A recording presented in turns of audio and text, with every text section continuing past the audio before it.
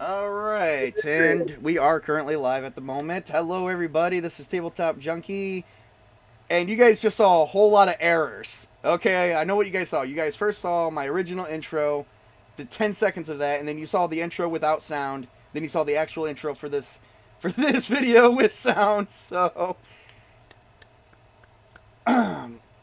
there's a lesson to be learned from here about being prepared. So, and I'm prepared for everything else.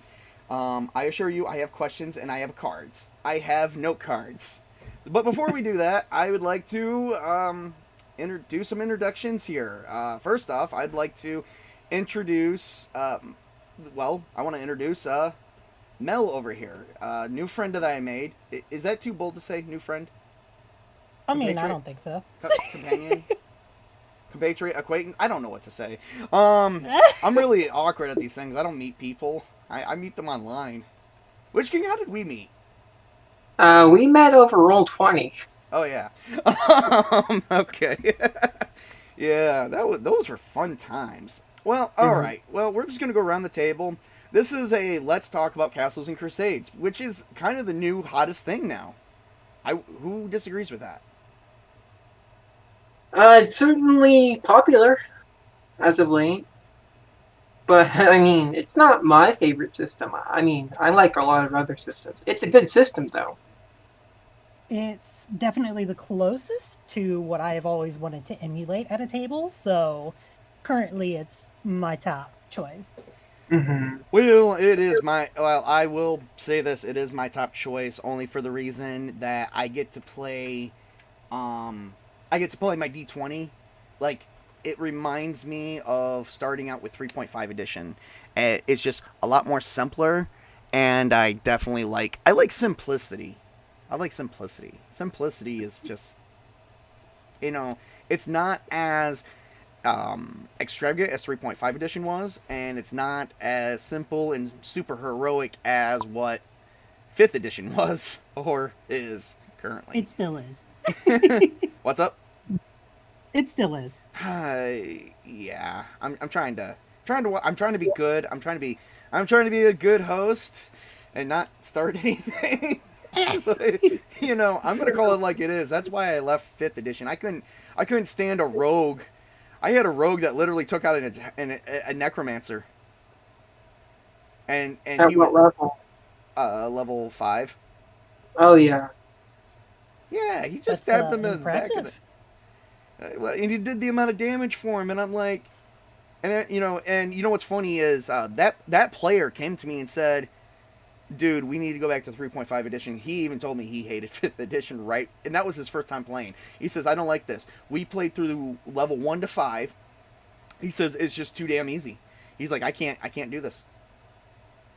Literally, it was not for him. So him, his wife, and his daughter quit. Even his wife and daughter hated 5th edition. So Yeah. that group fell apart quick. So yeah, that's where we're at with that. Well, anyway, we're just gonna go around the table and introduce ourselves. Everyone who knows me, you guys all know me. I'm Tabletop Junkie. I'm trying to. So I've been gaming for 16, 17 years. I started out with 3.5 edition, and I fell in love with Castles and Crusades because I love to emulate a challenge for my players. Um, I will say that the Siege engine does have some things that I don't like with it, but then it has some things that I do like with it. It has its pros and cons like every other thing. But you know what? When it comes to the boys of Troll Lord Games, because they are the original writers, when it comes to Chuck and Steven and all them, my hat is off to them. They did make a system worth playing. They are good people, definitely good guys, and they're my type of guys that I want at my table. I want people who are just not swept up into politics. All they want to be there for is the game and have a good time. And we can just sit around and, I mean, if we do talk about political things, it's in-game politics. Like, why would this kingdom become an empire? Well, because they killed that prince. I mean, hypotheticals, other types of things. Just it's my way of putting my problems at the door, walking into a fresh environment, and being able to breathe. Because when people can't breathe, three things happen. You're stressed out all the time, which is not healthy. You're angry all the time, which is not healthy for you or anybody you're in a relationship with. And if you are a parent, it is not healthy. And I am a parent. I have raised my son, who is now currently 13. I am helping raising my girlfriend's kids, because for obvious reasons we're not going to talk about.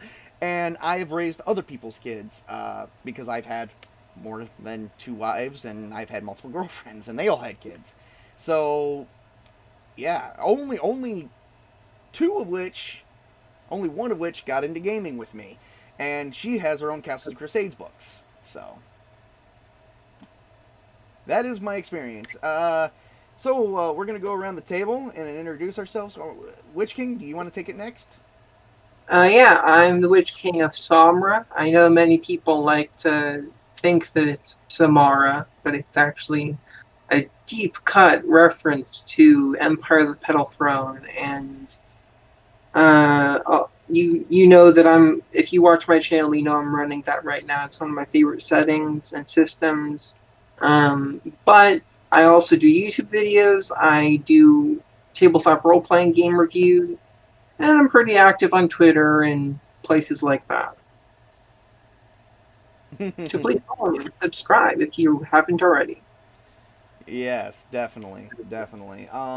Real quick, how long have you been into gaming? How many years do you have in gaming? Oh, geez. So I got the D&D 4th edition books in Christmas of 2008 when I was 12 years old. And then from 12 to 13, that's roughly when I started playing D&D. And due to the gamut of role-playing games out there, I have since played many other role-playing games or own many other role-playing games. Hmm. So to put a date on it, I would probably say 2009. So we're talking like 14 or so years now. Okay, all right. And last question, what is it about Castles and Crusades do you like? Um, I like the simplicity for one. I like that the rules hew very close to how I like fantasy to work. And I also really dig the whole idea of how the half elves work because of how it works in Tolkien, Okay. Middle Earth. Yeah, gives you that feel of like you're gonna actually earn and authenticate your adventure as how and why you survived, other than, hey, hey, all my other guys are bleeding out, and I'm just gonna finally stab this necromancer right in the neck.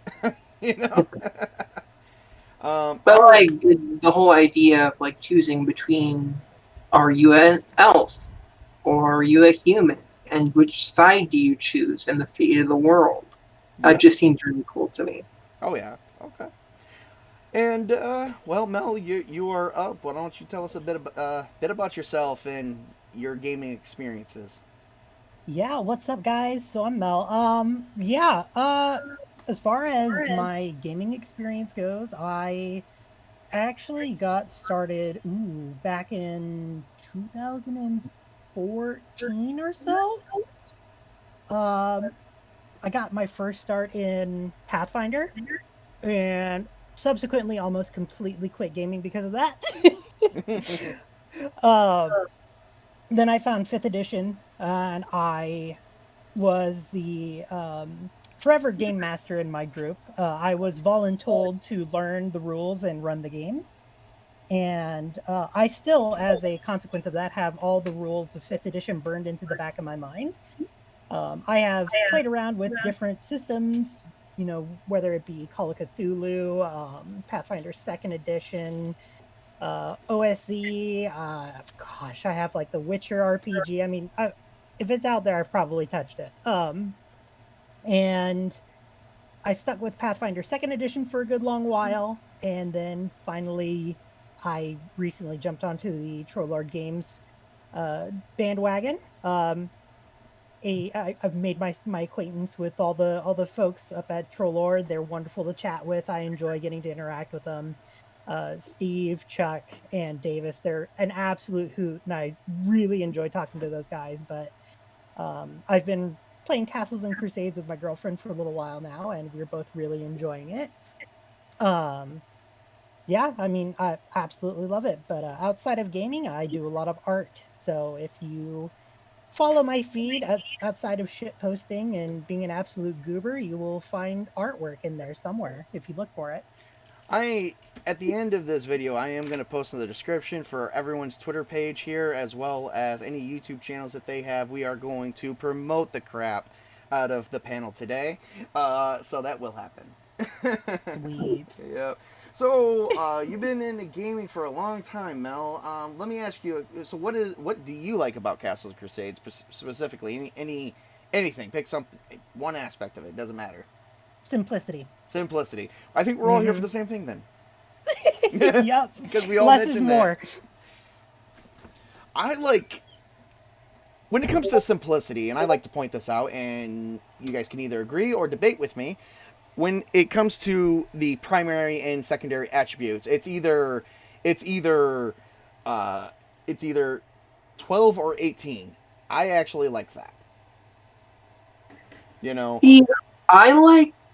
I don't like that the secondary attributes are 18 because it makes it almost impossible for a character to succeed in most tasks when they're not using their primary attributes. That does make things hard. Yes. Mm-hmm. But that also takes away from the fact that it's not a super heroic game. It's not I know. But remember, I started with D&D 4th edition, so I'm kind of used to that, like, glom onto the whole... Yeah, very true. Superpower, super heroic stuff. So, Mel, anything you'd like to add to that? I mean, in my opinion, let the primary attribute wielders use their primary abilities, and if you ain't got the secondary as your primary, well, that's just too dang bad. That's why we play in teams. That's why we play in groups. Yes. So, real quick before we continue any further, I would like to open up the chat channel here for everyone to see who we got talking to us today. We got Gen X Geek, who is saying, he said hello before that. We do apologize. We were all a little late. We were just getting to know each other just a little bit before the stream. But hello, thank you for joining us. And Archer Colin, I freaking love you, man, because Archer Colin is a player in my Castles and Crusades game, The Chronicles of Paramore, along with the Witch King. So thank you, brother, for coming out and supporting. I do like that. You're not suggesting that escapism fantasy should be shock horror and escape from real life. Oh yeah, it should definitely be escape from real life. That's the whole point of it. And then is it Miss or Mrs.? I don't know. I'll take the shot if I'm wrong. Miss Martin Muses, thank you for joining us. I'm very, very glad we actually got a nice turnout on this one. I do like that. So, hail. And we're just gonna put this back down. So what's one positive aspect? And I'll go first. The next thing I want to know is what's one positive aspect about you that you would say about yourself? For me, it's the acceptance of others for who they are and to find neutral ground and to band together in a community. That is an aspect about myself, and that is a goal that I am trying to do, is I'm trying to bring more players together. Because there is, you guys can look out there, there's a lot of hatred, and there should not be that much hatred in the world. I am the internet's hippie. Peace. We should all, we're here for games and fun. Why is there so much hatred? So I think the best aspect I like about myself is the acceptance of others. Witch King, what's one good aspect you like about yourself? I would say I'm pretty creative when it comes to writing and coming up with ideas, so I like that about myself. All right. And Mel? Honestly, it's just the chill vibe, man. talk to anybody that I am close to, and well, I mean, once we start chatting more, you'll realize like I just put across the chill vibe, dude. Yeah, yeah. I mean, that isn't that what gaming is about though. You Yes. know, is to chill and be able to breathe. Speaking of breathing, just to let everybody know, if you hear a giant motor in the background, that is my AC unit. It's very hot in my state, and I live in the northern regions of the United States, so it should not be hot right now. It is freaking hot, and it's supposed to be like this the rest of the week. I'm looking at dark thunderstorms and bad weather coming my way, also starting on Saturday. So if you guys hear that, I do apologize. But just got to throw that out there. So I'm looking at doing some gaming this weekend. You know, if all I'm going to be doing is stuck inside. So, all right. I'm gonna be playing Umlaut with Grim and T-shirt Historian and some other. Oh, you are one lucky person. When is that happening? It's on Sunday. Oh, damn it. Work Sunday. Wait, what time on Sunday? I think 2 in the afternoon. I get out at 2:30 on Sunday. I'm definitely going to be jumping in. Wait, which game is it again? It's Umlaut. It's a Oh. game where you play as a heavy metal band. Okay. Oh, that's hilarious. I don't have a character for that. No. I'm sure that Grim will make one for you. Okay. Like, he always has pre-gens for that kind of stuff. I know they were running Scarlet Heroes for a while. That's another good game. It's really fun. So, oh boy. But we're not here to talk about other games. We are here for Castles Crusades. See, look at that. We just got the chill vibe. We even went off topic a little bit, but at least we kept talking. At least we were here for the same thing, gaming. So, oh boy. Well, is there anything anyone would like to share about their experience with Castles Crusades? Anything at all? Like before we dive into the hot topic of the day. Hit me with that hot Not topic, much, man. No. All right. Well, here's the hot topic of the day. This seems to be getting a lot of friction. No, I wouldn't say friction. A lot of traction on Twitter and whatnot. So I definitely want to reach out there. But first off, I gotta bring this up. I'm bringing back the chat. Archer Collin. There is personal beef with encumbrance, although I'm not sure it could be done properly without being overly complicated. I think we've had that discussion too, Colin, that, games are games. They're not going to be able to simulate everything towards complete accuracy. I don't know if my other panelists would agree with that, but that is going to be my argument with that. And that is where I'm going to leave that. I think that it is possible to simulate a genre or a setting, but I know that not everyone likes that. I personally like it in some cases, but not everyone does. All right. Yeah, it is a lot down to personal preference. Because the thing to remember is that the more simulationist you want to get, or the more nitty gritty you want to get, the more rules you're going to end up having. And the more rules you end up having, the more drag you have in the game versus motion. The way that I always like reference this is my favorite encumbrance system and what you call it, an inventory system is in Pathfinder 2nd edition. Everything is based on bulk and it's just simple numbers. And it I don't have like all of it in front of me to like go down on, but like you can look it up on Archives of Nethys. It is simple, it's easy. Rather than like adding up, 13 pounds of this thing, 7 pounds of this thing. No, it's just simple numbers. It's 1 bulk or like 2 bulk, I think, and you have a maximum amount, but it's a lot simpler. Oh, yeah. I actually made the system simpler I didn't really make it. It was kind of a suggestion in there, but it was suggested differently. The form that it came into with Castles and Crusades on how to do active battle and to keep, like, when you start off fast and strong, to keep going with it was direct hit location. And if a certain body part takes a certain percentage of damage, it's severed, including the head. So for instance, the legs and arms, if it exceeds 25% of your max of the character's max HP, it is severed. If your head takes 50% or more damage of your, towards your max HP, like 50% or more, Like say if somebody has 20 and you get 10 damage done to your head, you're dead. Torso has to take 100, and nothing really gets severed or anything like that. That's just at that point you're stabbing until the guy bleeds out. um, I actually and I actually have multiple tables that I actually did take. Originally, that was suggested that if you operated with stress and you decided instead of using hit points, you use like stress boxes or stress points, that wouldn't have been left very much. And I just said, I'm just going to convert that to the regular thing, and it actually kept the flow of things. Now, the one thing I did add to it is when I was playing Pathfinder First Edition, I had an issue with the fact that somebody would do 20 damage to an enemy with like 15 HP. It's like that other Yeah. 5 is waste. It's wasted. Or someone crits and you got like 20 points of damage done. I mean, you obliterated the body at that point. You got nothing left. Oh, can I loot it?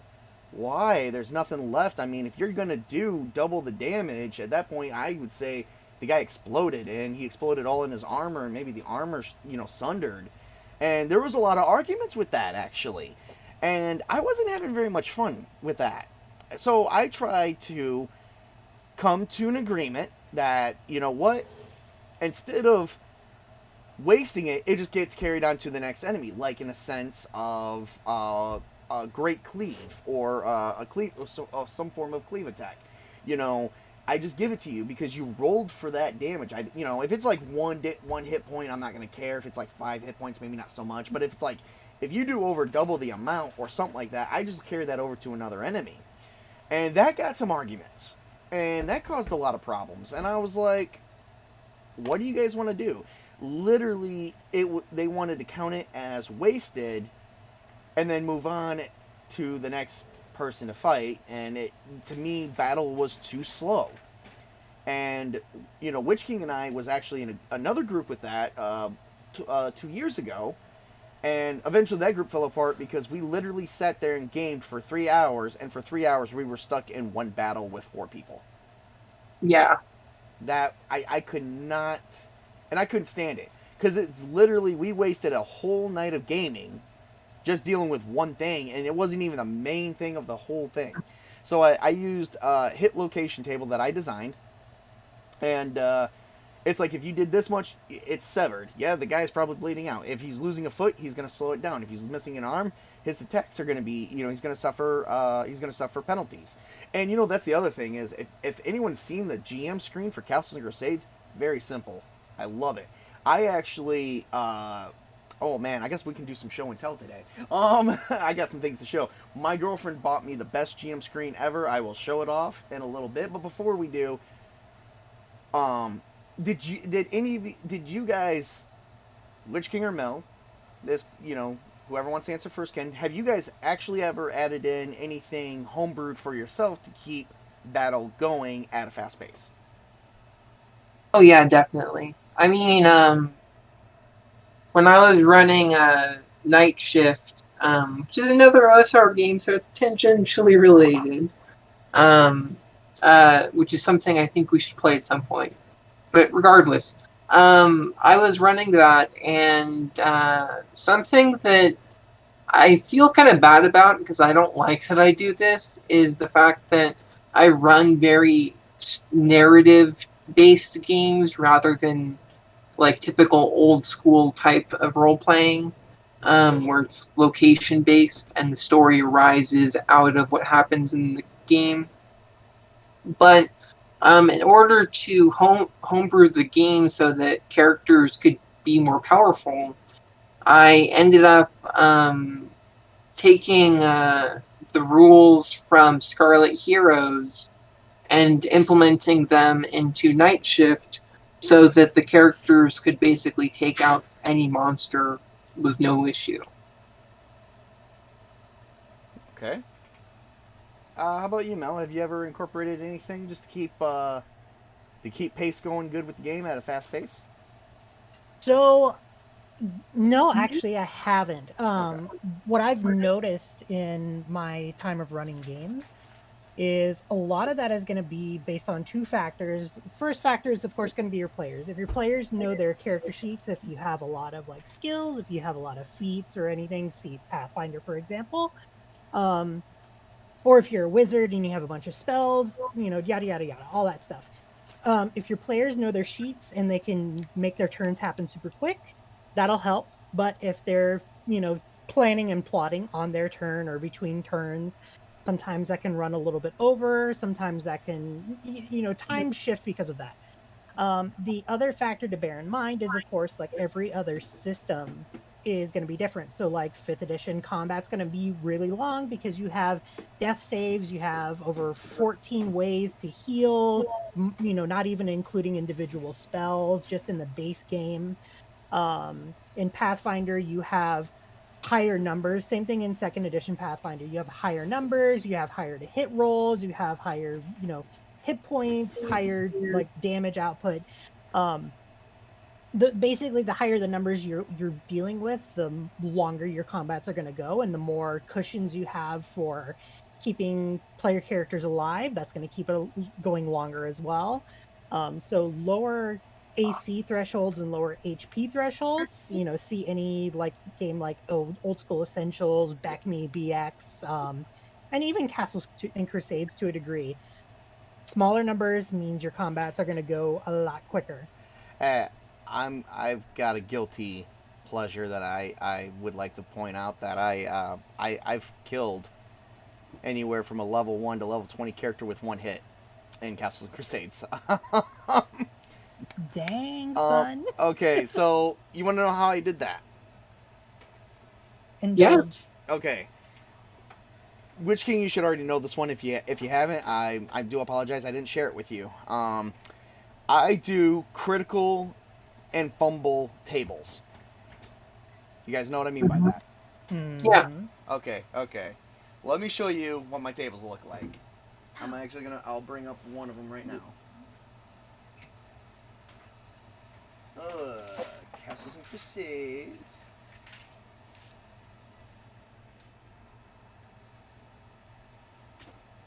Oh, it's in here somewhere. Come on.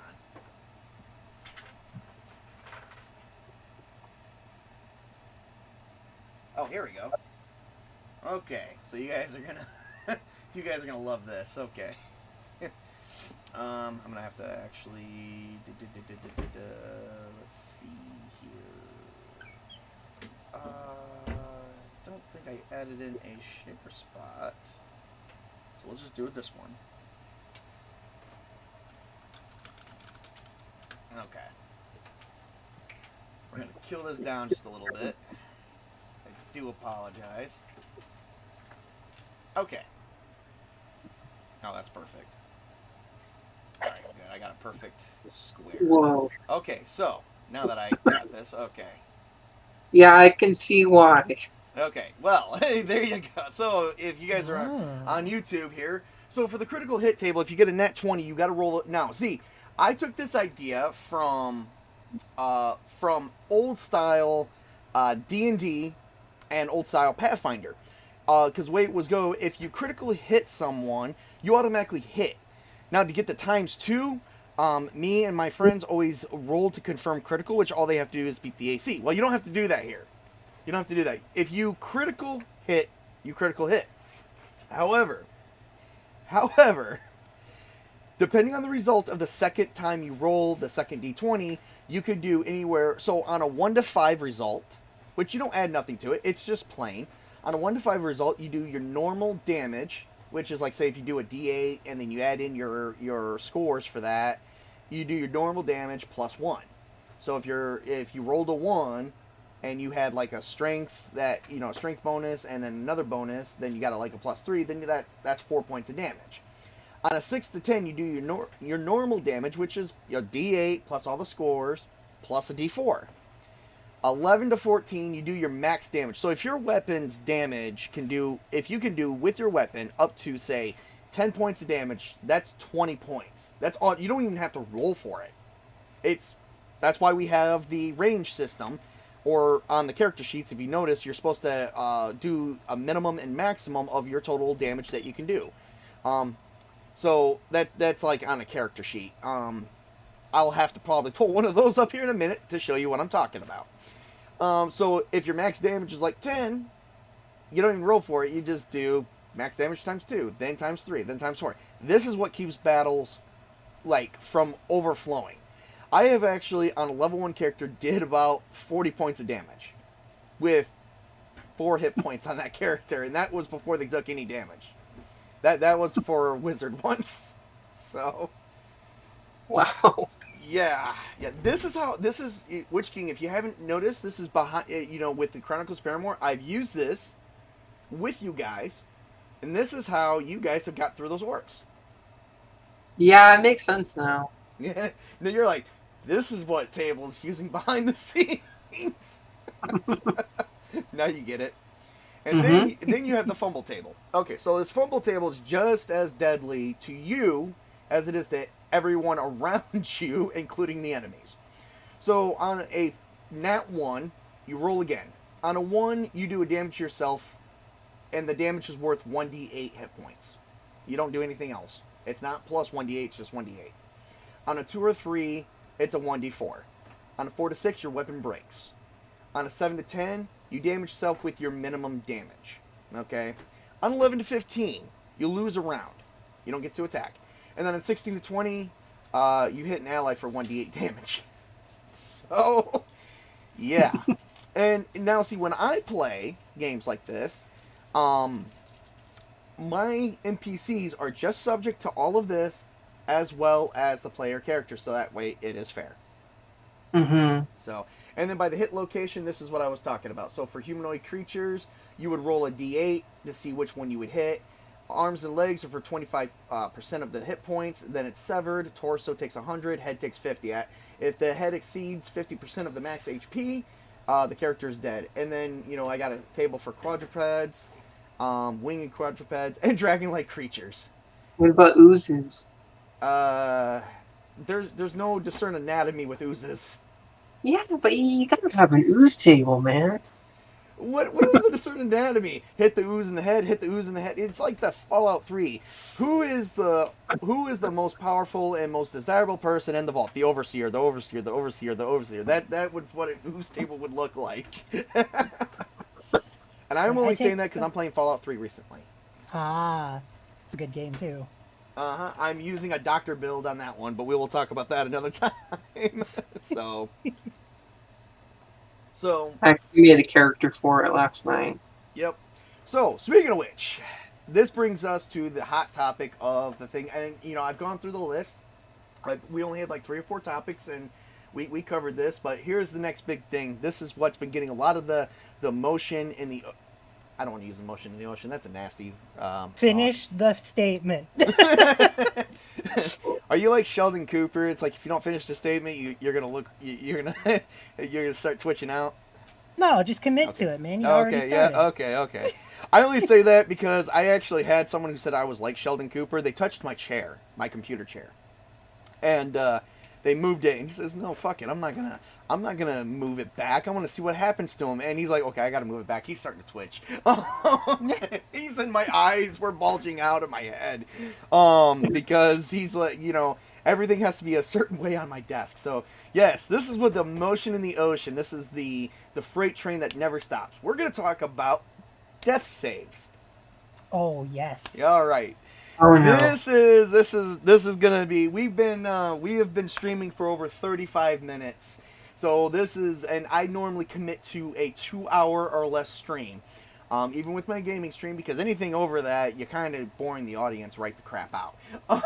So before we jump into death saves, let's talk about a few things that the audiences do. I'm gonna address the audience here. So we do got a couple things, as you guys can probably see here. Let's see. We've actually missed a few things, I think. Oh, okay. Nope, we have not. Okay, so it's also personal experience regarding how encumbering medieval style kit is. The bulk system sounds good, though. It's because of, you know what? I'm going to say this. Colin has experience with that because he's a reenactor. Does anyone know any other company or system that is designed with the bulk system besides Paizo? And there's a reason why I'm saying Off the top of my head, I don't know of any, but you can easily just Okay. like graft it away from them. Okay.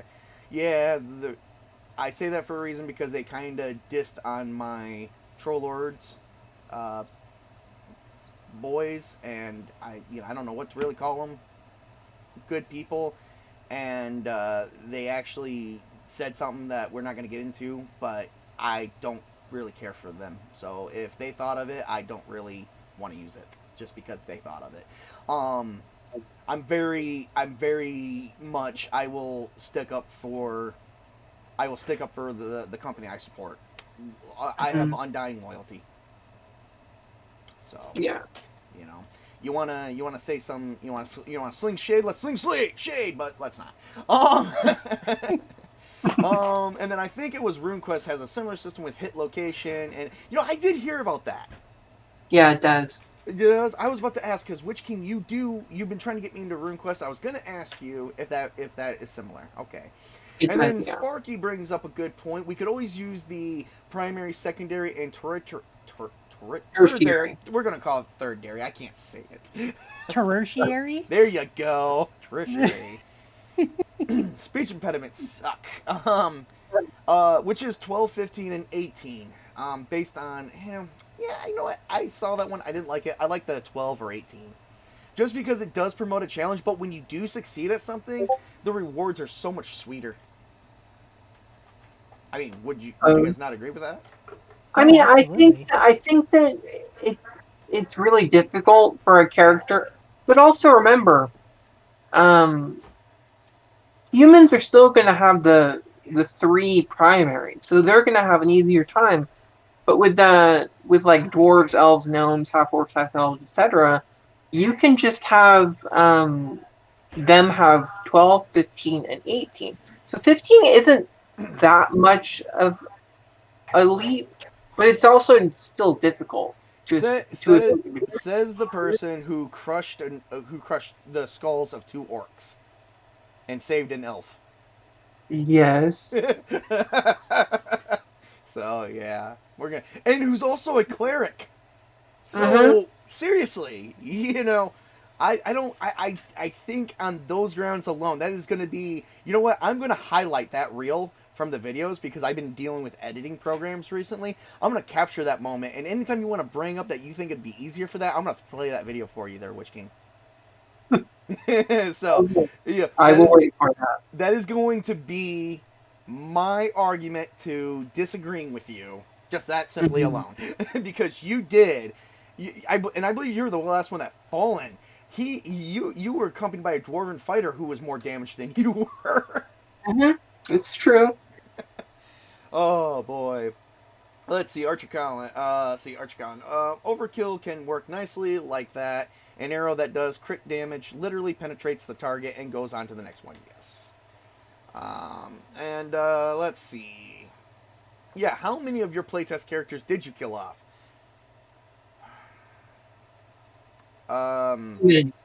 Okay, if you're talking about the playtest with the Chronicles of Paramore before you guys got to play it, they actually outdid you guys, and they're all still alive. And they outdid you guys because they actually took the base that they were supposed to take and didn't cause mayhem throughout Paramore. I think Colin is referring to the solo plays of Castles and Crusades that you did on your channel. Oh, tons.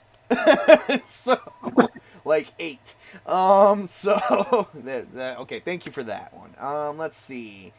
And then, oh yes, we're playing Fallout New Vegas recently with loads of mods. I don't care for mods, but okay. And Mods then, are awesome. what's up? Mods are awesome. Don't badmouth my mods. You need to try them out. They're really good. Yes, okay, Colin, you're right. My solo plays, yes, I killed up to 8 characters so far. Well, I think it's actually 6, but who's counting? Okay, and then what I do rather find harsh with the encumbrance system is as soon as you exceed your strength stat, you start becoming encumbered. The backpack system I do like, though. Yeah, we're actually we're gonna touch base with that starting on a workshop video, and I actually figured that out just a little bit better, and I will explain that in a workshop video before we return to Castles and Crusades in May. So you might be excited when you try to get a backpack that fits you there, Colin. So I have a backpack and I'm a dwarf. yeah, I like your dwarf. I like your dwarf. So if I get the secondary group going, it's very possible that your guy let's say, and I'm not holding anyone to this. Let's say, for instance, if Mel and she has a couple people that joins a secondary group, it's very possible that your characters might cross each other in separate stories in passing. Is there any way we could like have a character jump from one group to guest star in another group sometimes? I'm working on that. That's Okay. gonna take. You're gonna have to give me a month. That's fair. You're gonna have to give me a month because I was thinking about that, but it also depends on how the story goes. Because there's Yeah. more stories to tell in Paramore. It's not Mm-hmm. even done yet. Lots more stories to tell. We're not there yet. Speaking of Paramore, you know, Mel, you want to talk about maybe some of the things you do work on? Yes, no, it's Uh, up to you. I mean, what do you want to hear about, man? I'll talk about all my projects. Well, if you want. you call yourself the Mel of Agrimoor, which Agrimoor is your own personal world, similar to my Paramore. And I'm going to tell Yes. everybody this right now. Argumentatively, I just met her, and Paramore has been in the works since December. Ooh, I've had Agrimoor in the works a lot longer. I have a setting too, but I haven't Yes, talked. but I just met you. But my argument still is I just met you and I just found you like a month ago at best. The stars have aligned. Well, you know what? I talked to someone from TLG today, and it wasn't from TLG. It was from the TLG server. I should specify that. I did talk to someone because they were asking about why I named my world Paramore, because Paramore is actually a hamlet over in Cornwall, England. I actually chose the word para, meaning standing for parallel, because eventually my world will have a crossover with other types of worlds that I create or that other people create, and it's totally up to them. I am working on a mass group of Castles and Crusades, sort of like you guys remember Pathfinder Society at all, where it was like a Mhm. league play and people signed papers and stuff like that to let them know this is what they gathered from the world and whatnot, and you were able to use that at different tables. Yeah. I'm Absolutely. trying to simulate something like that because I think Troll Lord Games deserves that kind of recognition. Mm-hmm. Definitely. So I'm trying to find more GMs. I'm a forever GM. Witch King, I know you're a forever GM, sort of. I mean, unless I'm playing with you or one of my other friends, then yeah, I'm GMing pretty much all the Yep. time. And Mel, you said at the beginning of the stream you're a forever GM. Sure am. Yep. So 3 GMs. Now we need a bunch of players. Look at this. We got a league going already. Or at least the start of it. Yeah, no kidding. Isn't this how the Justice League started too? Maybe. It I don't know. It was I super. haven't read it in- Hey, if I remember correctly, it was Superman, Batman, Wonder Woman. They all met, and then eventually they met 4 other members, and they decided let's start the Justice League. That was in the early Yeah, comics. but this is the real deciding question, tabletop.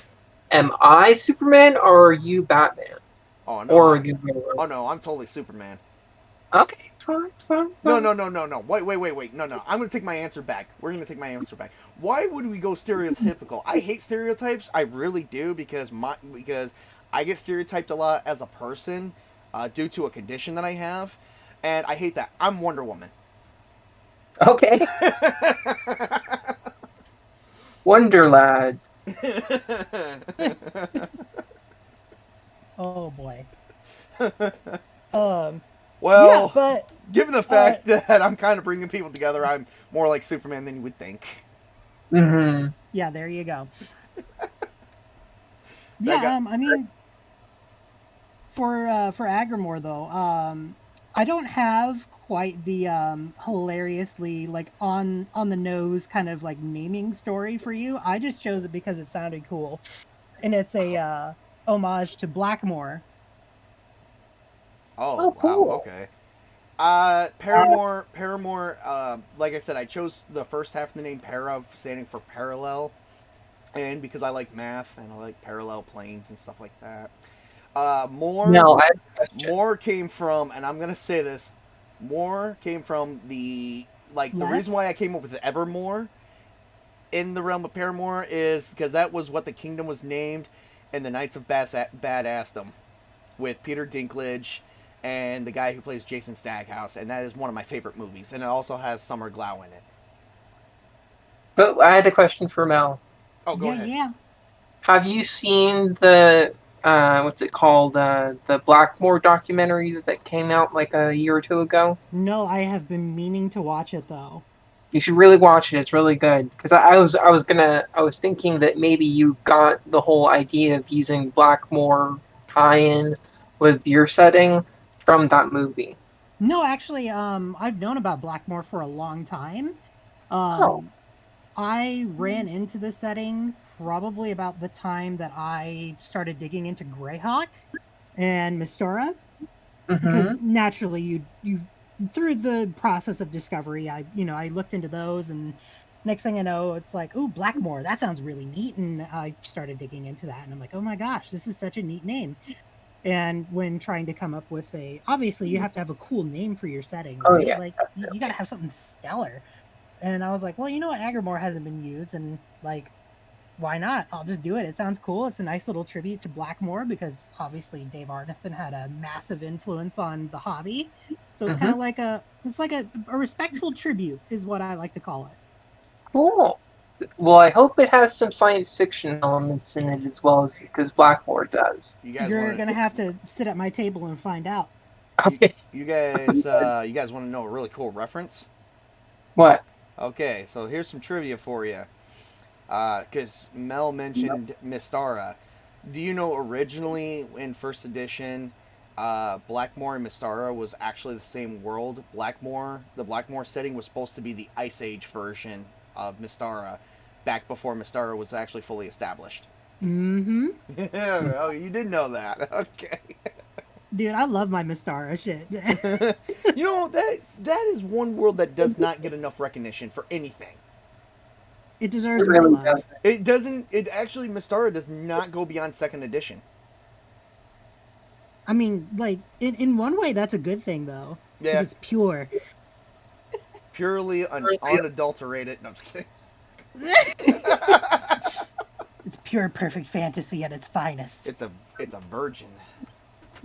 Oh, no. No, don't we sacrifice those? No, I'm just kidding. Anyway. We're about to have an old 1986 Satanic Panic again. Who remembers that? Oh, I wasn't born then, but I was born too. I mean, I experienced some of its after effects based on where I live, so yeah. So I mean, I'll gladly start one if you want. No, we're good. I don't know if I can support that. Oh, but if too many people keep taking shots at TLG, I think we're gonna have to try something. I will convene with the Dark Ones below, and we will come up with a game plan. Yeah, there we go. Because you know, say what you want about a game, but you do not slander, you know, companies I support. Sorry, that's just the way it goes. Nice people in general. Yeah. Oh yeah. Yeah. They really are. What do you say? You know, what's the terms? Do what you want to the man, but stay the hell away from his Cadillac. Woody Harrelson, Zombieland. I'm chock full of movie references. Anyway, let's get down to our. I can tell. let's get down to our greedy topic: death saves. Anyone want to start us off besides me? I hate them. I really do. Let's analyze that claim, shall we? I like them in some cases, but generally I hate them. Okay. I'm in the same boat. Granted, let me preface this with, you know, 5th edition is objectively it's a very good system. It's very robust, but it's not for me. And I will say this with just take this as my opinion more than anything. No, I definitely do not like death saves. For a while I homebrewed it so that if you came out of a death save state, you took levels of exhaustion to make it more lethal. And then you know what you should do instead? Yeah, take away levels from the character if every time they die from a death save. Well, even better, you just take it out of the system entirely, and then you have death at 0, which is where Yeah, I and that stand. works too. Well, I didn't care for the death saves right up until I slaughtered a wizard, and then I felt real bad. You're not supposed to feel bad about that. Well, it was somebody's first time gaming, and she was a friend of my daughter's, not my daughter, of my girlfriend's daughter's friends, and she was 12. So yeah, I felt bad because she made this wizard, and she was really proud of it, and the wizard kicked ass right up until an orc just took his battle axe and sliced her right down the middle like a hot dog. Yeah, but her character still did badass stuff. Yeah. And I bet you she learned a very valuable lesson that day. Mm-hmm. The GM sucks. Yeah, she learned that one. Oh, you don't meet your face into an orc's blade. Exactly. Well, I gamed with her again a couple weeks ago, and that's okay. She learned a valuable lesson that day too, because her character did die, legitimately died, and it was because she separated from the party, snuck into this base, went after the vampire queen on her own, and got killed by a bunch of goblins. Not before she killed one goblin, beheaded him, and then shanked the other 3 in their sleep. If you're gonna go out like a champ, that's the way to go out. Yeah, Oh, yeah. Yes, it is. Yes, it is. Well, I have a guilty, dirty secret. I use death saves in my game only for Oh, I know. only for the reason of if I feel on a legitimate level that your character should not die. And here is it. But here's my thing about it: if I feel your character should not die, no, it just because the GM says I feel your character should not die, that it adds more to the story, because I love story, but I love mechanics. But here's my problem. The death save, for me, is used as a way for me to decide if you go on or not. And it's not even me deciding, it's whatever you roll. And if you don't roll that then you're dead. It's simple as that. Reason for it is I can't, like, even for me, what's the term I should use? I'm A narrative-based GM? I wouldn't say that. I even allow the dice to make decisions on my end a little bit. I like the randomness, even for myself. Like, I like a little bit of random and chaos because it does add a great aspect to a story. But, yes, I am guilty on using a death save. Now, it's not like as extravagant as, let's say, for instance, here's my death saves. This is how this works. You can get up to 10 rolls max, or you could get down to a minimum of 1 if you want it. If it's a minimum of 1 roll, that is on you if you take it or not. If you don't want to take it, that's on you. Now you're wondering why I allow 1 to 10. Well, it's very, very simple. Here's how my death saves work. If I take you from, let's say you have, well, let's just say you're down to 1 hit point, right? And you go from 1 to -6, okay? You can't exceed -10. Now you're bleeding out. Now I'm sorry, if you go from 1, if I do 7 points of damage to you, your wounds are deep. You're bleeding out. You're dying. You got intestines hanging around your feet, or something close to that. There's blood everywhere. Okay? So if you fail that, you automatically go from -6 to -12. You're dead. You're not coming back from that. Not without a resurrection spell. That's how I do it. If you go from, say 5 to -1, then you could have that all the way up to 10, but it increases every time. It goes to -2, -3, -4. And if you fail them all, then you're dead. And, boy, I feel like this is a Suicide Squad. If you vex me or do anything, you're dead. If you make jokes, you're dead. Kind of morbid here. I have actually had a character go down to -40. I at least gave him, but I didn't give him a death save per se. I called it a luck roll. And they got 1. They failed it. They're dead. Now, when you do successfully save, you're not conscious at all. You're unconscious, but you're down to 0. You stabilize at 0, point blank. It's until you fully rest. Now, here's how the rest works in Castles and Crusades. You know, you only heal 1 hit point a day. Mm-hmm. Doesn't matter if it's a short rest or long rest. We don't even, here's the greatest thing I love about Castles and Crusades. We don't have that bullshit. We don't have that crap in here. Well, what if I do a long rest? It's 1. What if I do a short rest? What's the short rest? Well, I don't know. I only rest for a couple hours. It's 1. Oh, wait, you're stabilizing from 0, right? Yeah? Oh, no, you got to take a long rest. It's like, well, okay, but how much? But why am I only gaining 1? I said, well, is somebody going to put bandages on this guy? No? Oh, it's 1. Do I wake up after 1? I don't know. Depends on what your will is like. It's like, what's that? Wisdom. It's not prime. I don't know. You gotta let the dice decide. I'm very much, I'm keeping you alive. Probably, I don't know for how much longer, because there is nothing saying your character won't die in the middle of that. Or if you're the only surviving character and you're unconscious, it would probably take me 2 or 3 days before you're even on your feet to even safe enough to travel. Mm-hmm. Which by then you probably starved to death. Oh yeah. So, in a lot of ways, my death saves could also be pointless. That's the only reason. A lot of ways, my death saves are, could help you or it could still hurt you. So that's why I do them. Totally fair. You know who doesn't get death saves in my games, though? The NPCs. Once they're dead, they're dead.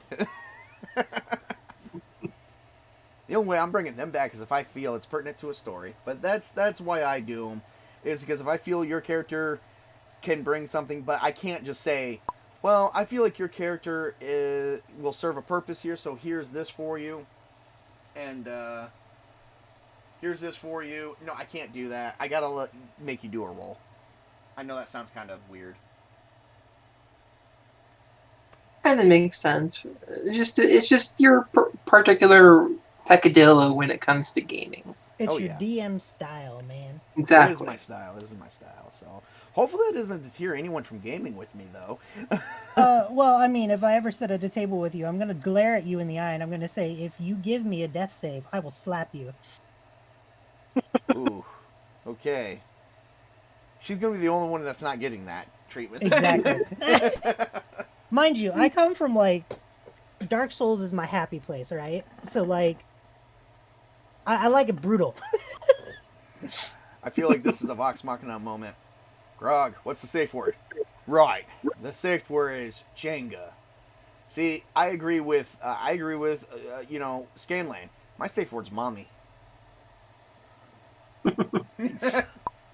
No, man, and that's kind of the reason why I run with Death at Zero is it, unfortunately or fortunately, my view on it has been tainted by playing Soulsborne games, and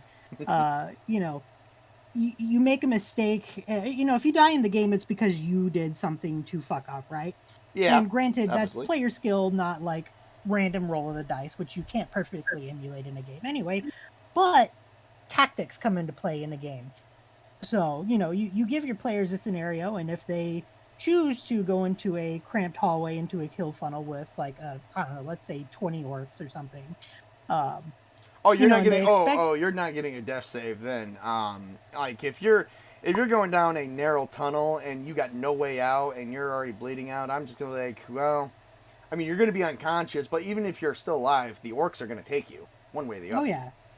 Yeah, there's no point in that. There'd be no point in that, but yeah. But for me, dead is dead. So It's like you prepare accordingly. Then you go into this mission that you have, and your survival will be hard fought or easily fought depending on your tactics, and you come out the other side feeling victorious. And that's kind of the way I run it. Awesome. Mel, so I take it you are not a fan of Elden Ring? I love Elden Ring. What are you talking about? Oh, I didn't know, because you were saying you really like Dark Souls, so I know that some of the fans don't like Elden Ring because it makes it too simple. I am a FromSoft fangirl, and no, I have never played a bad FromSoft game. I love every single one of them just fine. I don't personally find Elden Ring to be any easier or harder than any other game. It feels exactly like a Soulsborne game plays. So, I mean, you might have people like complaining it's too easy because they're used to the mechanics. It Yeah. plays the same. It's like riding a bike. Once you learn, it's hard to forget. Mm-hmm. No, I was just curious, is all. Oh yeah. Yeah, and it looks like here, Witch King, you and Colin was going after it, and more where is there a lot of agriculture? You're like, stay off the moors. No, I was referencing an American Werewolf in London. Oh, nice! I did not know that one. Mm-hmm. A It's a movie I really did good not movie. know. You should watch it. It's really good. Yeah. Well, not much going on in the chat. Let's see. Colin did say, as a player, I find I'm conflicted about character death. All the work you put into creating the character lost against the need for NU universe realism. That's why I think in some games death saves are necessary. In some, honestly, let's face it. Everything that we do is all situational. In my Yep. book, we just actually just touched base on that. If you're going down, if you're like the only one in the wilderness, the likelihood of you surviving much longer in that game by yourself in the wilderness, and your party of three has been wiped. You're in a party of four, and three of your comrades were completely wiped out.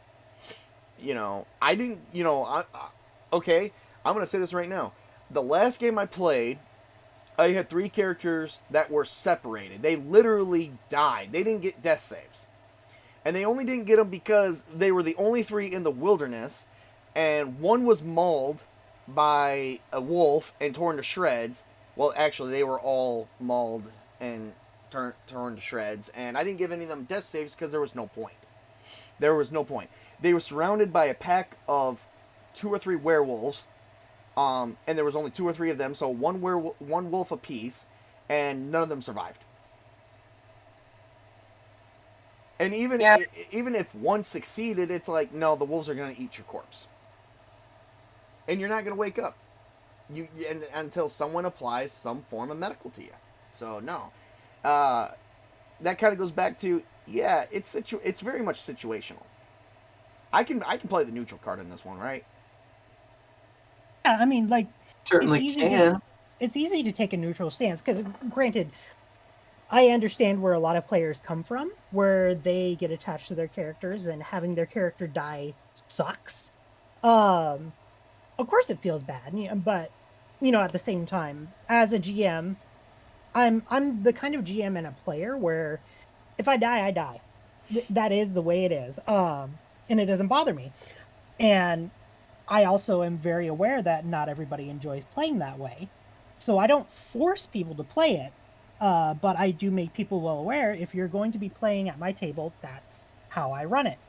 I'm not changing it, but I'm letting people know beforehand so that way they can make their choice. So I they got can say, okay, I got kicked out of a yes, group once. I got kicked out of a group once because I had four characters. One I was currently playing, and three on back up. yeah, and I mean it's just down to finding like the right group for you. Yep. So there's nothing wrong with not being a fan of being a fan of death saves or not being a fan of death saves. It's everybody enjoys the game differently, and there's no right or wrong way to go about it. The only thing that's right or wrong is whether or not you and your group enjoy the way you're playing. Absolutely. Absolutely. Absolutely. Well, yeah, of course, at the time that I rolled those four characters up, it didn't help that we just saw Gamers 2 Darkness Rising for the first time. That probably has something to Yeah. do with it. Yeah. Because they thought I was trying to simulate the bard. No, but that's genuinely how people play the game, because in third edition, I guess characters could die really easily, and especially if you're a bard. Yep. So yeah, I can see I can see both why they thought you were doing that, but they also probably hadn't been gaming that long, so they didn't know that that's how things go sometimes. Yeah. Yeah. Well, we voiced our opinions. We said who we were. We've been talking about Castles and Crusades. Anything else we'd like to mention about Castles and Crusades and the good works of TLG while we're all here? Um, so Amazing Adventures, fantastic game. It's also by Trollord Games. I like that it can mesh with Castles and Crusades really easily. Um, and also, something I love about Aired is that it's basically Venus in an alternate universe where Venus is actually a fantasy world beneath all the cloud cover. I don't know if We're going there I one think day. you knew that, but what? I said we're going there one day. Oh yeah. Because I have bought literally almost every Castle Crusades book minus the setting. That's all I have never done. I've never bought the setting of Eric, but I've bought all their source books and core books. I have spent literally hundreds of dollars, and then I've also double bought them because they went to my son and my girlfriend's daughter. I have bought Did you get multiple. the adventures yet? Which one? Adventures? Amazing Adventures? I No, don't no, have. no. Oh You get the adventures through Castles and no, Crusades. that's the last thing I have. Okay, you said the only thing that you didn't have was settings. I'm Well, just checking with by you, man. setting, I meant the adventures because most of the adventures that they have is either in Gaxmore, which is also Moor. There, Colin. Gotta throw that out, Gaxmore. And then it aired, which those are all adventures basically take There's place in that. also Inze. But There's also Inze, which is basically a world created by a dragon god. yeah, I'm actually looking at that one right now. Well, Very wait for it. It's gonna have a Kickstarter or something soon where yep. they're gonna make a full-fledged setting instead of just like the little booklet. I'm waiting for them to finally publish and get all the books out for the Codex of Sinarum. The Well, the apparently people are the the, checking it the out right now. what's up? Well, T-shirt said that he got the PDF for it already, but it's like not finished yet. So Yeah. Codex Sidarum is on the way. Oh, I know. I've got all the codexes for the major religions. So now I'm I waiting for Sinarum, which is the Asian, the Chinese, Korean, and Japanese culture. And it's like, yes, I mean, we should have culture in our games to some degree. Not Mhm. politics, culture. Oh, I um, love Well, that, man. yeah. well, I love like sword and sorcery and fantasy settings where they have like analogs for various historical empires, nations, cultures. That's why I like I'm gonna, Mastar well, and stuff like that, like spoil, Conan's Hyperborean Age. spoiler alert, there is a hidden cavern that has a village or homes for dwarves. They didn't worship Morg. They worshiped Thor. Oh no, There is a time that Thor came to Paramore. I can't wait to find that out. Yes, Thor came to Those Paramore. heathens must be converted to the worship of Morg. No, actually, it turns out that Thor and Morg were, no, Thor and Morg they did believe in Morg, but they worshiped Thor, and Morg and Thor was actually friends. Oh, Yes, that's how I'm going to play it off. I'm going to write that. I'm actually making a template up for that, so that way that's some flavor text. I do add a lot of flavor text, like a lot of people probably don't know, but I do have a secondary. I have a Google Drive where I got a bunch of flavor text. Mel, on my Discord server, you can actually access that yourself, or at least you should I be able didn't to. know I could access that. Yep, yep. Oh well, that's where I add all the deities and stuff that whatnot. Oh, I thought those were just files that you linked, not like an actual folder. Oh, there is separate files. I didn't link the whole folder to you. No.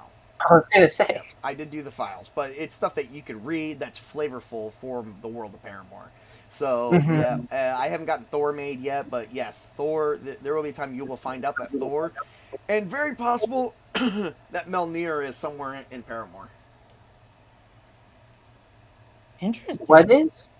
Melnir, the hammer. Thor's hammer is somewhere in Oh, Paramore. Mjolnir. Oh, I was like, wait, what? Yeah.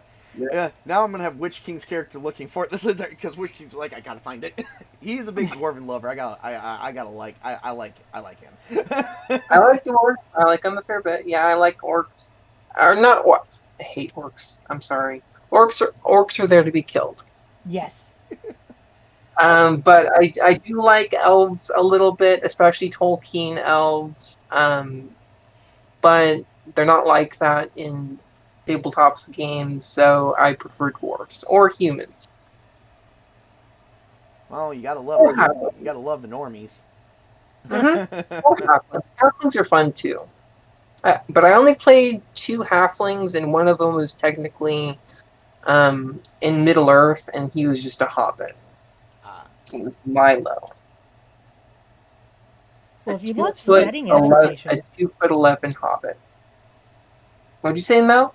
oh, I was going to say, if you love setting information, this is specifically to you as well, or specifically to you, Tabletop. I'm actually working on a wiki for Agrimoor. Oh yes, I've already I did see that on your Twitter. Oh, We conversed about it a little bit. Oh, did we actually? Yeah, that was me that you were conversing with about that because I was asking you when it would be up and if it was up for public viewing, and you told me not yet. Yes, I do remember that conversation. Yeah, Yes. I mean, like, here's the funny thing is, like, if you know the URL, you can go there and see it. There's just not anything there yet, Okay. aside from like a couple of basic setup. If you share a link, maybe in the chat or something, then people can go to it and watch out for your world building on there. Oh yeah. I can drop it in chat for sure. See, we're building something here. She's building a world. I'm building a world, and Witch King's bringing us all together. You're Superman, Witch King. I think you're gonna love it though, because it's super simple to access. It's literally just agrimoor.com. Oh, jeez. Wonder why I didn't. I That. have a fantasy world that I've been working on pretty much since I started gaming. But it's veered off heavily from where my dad was running it. It's basically like thousands of years after our present day, and there was a nuclear and biological war, and then magic came back, and the elves reappeared in the world, and all of the demi-human races were actually mutants or from other planes, and so there's basically some science fiction post-apocalypse stuff going on, alongside the magic and magic swords and elves and dwarves and stuff. Yeah, I did share this once before, and another spoiler alert for you guys. Paramore will be losing some of their deities. They're gonna go on to other realms that are in peril and try to help out. I did mention, I don't know if you caught this earlier, Witch King. I did do a review on Grimdark. Yeah, I was watching that. Did you hear the part where I made Grim Jim his own personal god? Yes, I did. Yeah. Actually, I think I commented on in the stream chat. I didn't see that. Oh yeah, I did, because Okay. you mentioned me. You did. Okay, all right, yep. I made because Grim Jim wrote Grimdark, and I wanted to immortalize him somehow. So yes, I made him the god of contradiction, which is a reference from Fairy Tale. If anyone knows Fairy Tale. Well, also Grim is a contrarian by nature, so it does make sense. Really, I didn't know that part either. Yeah, he is. Okay. There isn't a hill that he won't die on, basically. Bully! I was so right on that one. And let's face it, I'm a fanboy of Grim. I love his games. Yes. I'm doing Whitechester tomorrow. I still want to play Tales of Gore because I've only ever run that. Yeah, we'll figure that out. I'm supposed to be buying in some more stuff here pretty soon. I don't know when yet. So yeah, we'll get there. All right. Well, I think this stream has ran its course. Let's see what the chat has to say, and we're gonna wrap it up for the night. And of course, Archer Collins gonna be like, well, he said a couple things like, heck, we used to refer to first edition D&D as snuff D&D. I've heard that before. And he's also played in a game where, due to some stupid decisions, the party was just all dead. And then, just hope Greenie never hears you say that. He said that when I said that Thor's hammer is No, probably somewhere in Paramore. no, he said that when I said that orcs are only there to be killed. Oh, that too. Oh Yeah. yeah. That is played by our friend named Toby, who is playing a full-blooded orc, who is raised by halflings. Oh, that's an interesting setup. Yeah. Yeah. You want to really think interesting? You should really watch our last video, because he burrowed like a halfling. He literally, they were in the middle of a tornado, and he got a nat 20 on digging a hole to hide in. And That's I actually quite with him. impressive. Yeah, and I was like, huh. He had a shovel. Because I said, you got a shovel on you? He's like, yes, I do, actually. I was like, okay, I'll give it to you. And he dug a hole on a nat 20, and I'm like, well, you just basically burrowed like a halfling. Yeah, Could not have worked out. he should get like a bonus to that kind of stuff now that he's done that. Yeah.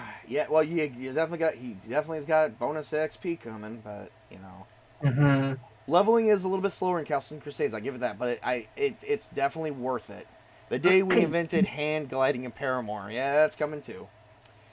But one of the things I was also going to mention is, so Grimm, the god of contradiction, will be in Paramore. He's a third generation god, so he won't be appearing until probably sometime during the second age of the world, which is still far out in the storyline.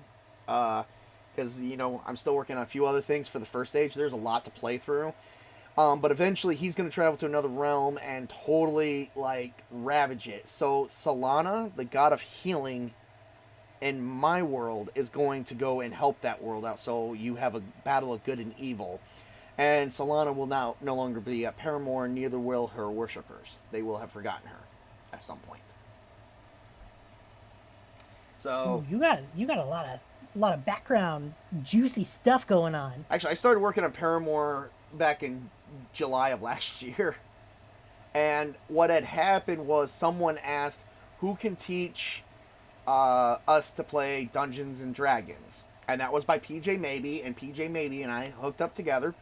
We started talking. And he was a big Magic the Gathering fan. He loved Magic the Gathering. He was big for it. Right up until Wizards pulled this huge stunt with some cards and the packs. And now that apparently from what I'm understanding, the packs are being released. The new sets, they release a new set on a weekly to bi-weekly basis. So you have to deal with 2 new blocks every month, and it's hard to keep up with the cards. So he quit. And so we were getting together for a game, and he was saying, please not Dungeons & Dragons, please not Dungeons & Dragons. And I said, we're going to learn Castles and Crusades due to the issues because at this time, this was in December, we were seeing the OGL debacle just surfacing, and then it exploded in January, literally 2 weeks after we started gaming Castles and Crusades. And I said, listen, this is by Troll Lord Games. I like what they stand for so far. And then that's when, just as time has gone on, I've just fallen more and more and more in love with Chuck and Steven, because they do address their fans. You know what? When they say they're going to address their fans, they actually do address their fans. And I understand that Wizards and Hasbro are bigger companies, but they have made many times, we're going to address this so you guys don't freak out. And people are waiting for weeks and weeks, and they've actually rescheduled 3 new streams that they were supposed to address people on. I believe it was 2 or 3, and they never had them. And it was like, right there just goes to show you, if they can't address a situation right then and there, no, you know what they said it was? It's fake. We're going to address it right now. Oh, we have to reset. We have to reschedule. We have to reschedule. Why? If it's fake, that's the only reply we need. Bullshit. If you have to go behind closed curtains and then think of what you got to say, and not that's just, it's fake, then there's something else going on. That's the biggest problem I had with them. And when Troll Lord Games had an issue, They said, we're going to address this with you guys. They had a lot going on. They actually, don't quote me on this part. I think they said they had some things going on, but they still addressed their fans. And I have a lot of respect for that. If I'm sinking money into a game, I have a lot of respect for that. I've lost a lot of respect for other companies because they have decided to, go that route. And I'm like, no. TLG has a forever customer. As long as they stay like this, I will always be their customer.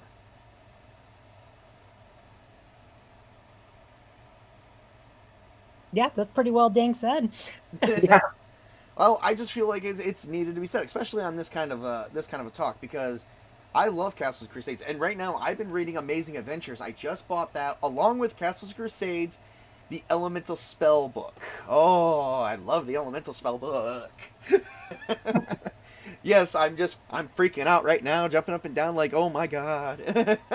So, have you guys read that book yet? I don't have it.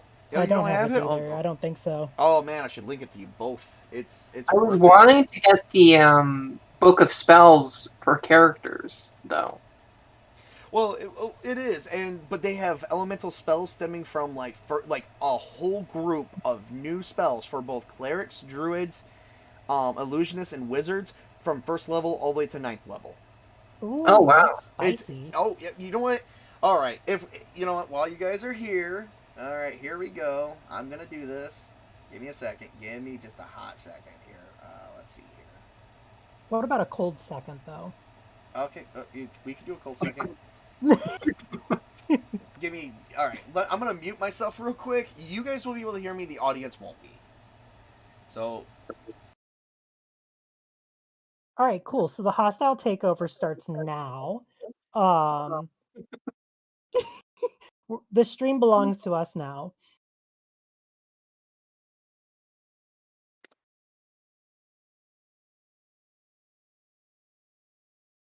Uh-oh, am I about to see a battle mech? Oh, I hope so. It looked like there was a battle mech in the background of that stream. You know what? I do enjoy a good mech, though. Like a good mech fight. Oh, definitely. We need more of those. We really do. Okay. All right. I'm back. Oh, hey, what's up? Yeah, taking over the stream, but that's okay. That's what we're all here for. Give me just a hot second. I'm gonna show you guys some things. I gotta move some things around. Yes, there is totally. Oh, I don't know if you guys can see this real well. Probably not. I'm gonna probably have to get a lamp over here. But this is. Man, I'm getting me a freaking lamp. Alexa, turn A to 100. Oh. I had to turn my light up. I forgot it's a dimmer. I bought this from Trollord Games, and I'm completely happy about it. It is the leather dice bag that they sell. Ooh. With their symbol. It is, Oh, wow. yes. This has been sitting on my desk, and I haven't used it. And yes, these are some dragons right here, and a box of Kleenex that nobody needs to know what I use it for. A goblet. No, it's not of fire. Maybe of dirty things, but we won't talk about that. I'm just kidding. I have allergies. Fine. You know, Literally, speaking of like merch to buy from CNC, I've been telling Davis and Chuck and the boys that they need to like get some more like shirt options. Because like, don't get me wrong, having a unisex T-shirt is great, but like, I'm buying their wanna- shirts. I'm totally I wanna- buying their shirts. I'm gonna buy up all their shirts. So do you I can wear understand them. how badly I want like a proper fitting women's tank top with like Castles and Crusades on it? That would make me so happy. I asked them for a digital file of their, like, you know how on Twitter they put up their their flag of Castles and Crusades and Trollord Games. They put up their flag waving in the wind. I said I want that digital file, so they're looking at adding that for people to have. And I said, hey Chuck, just throwing an idea out there. Start making flags. I will fly it outside my house. And the sad part is, I'm not joking. I will totally fly it outside my house. I'm all about that. That'd be fun. Yes. And I'm getting a bunch of, I want 7 shirts from them. I just got to get the money together because they are about $25, $26 a piece. I want 7 shirts from them, one for each day of the week. Literally. All right, let me show you these wonderful books I got recently. And it's good that we're showing these off here because they are got some really good quality paper. So hold up a second.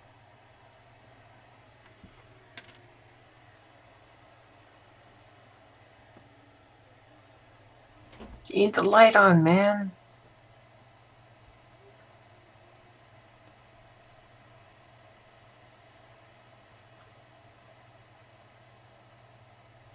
What do we got? I see darkness. I see what looks like a microphone. I see maybe some headphones on the table. I see the edge of the table. There is, there's not a whole lot happening on that screen. Yeah, there really isn't. Oh, wait, there's a book.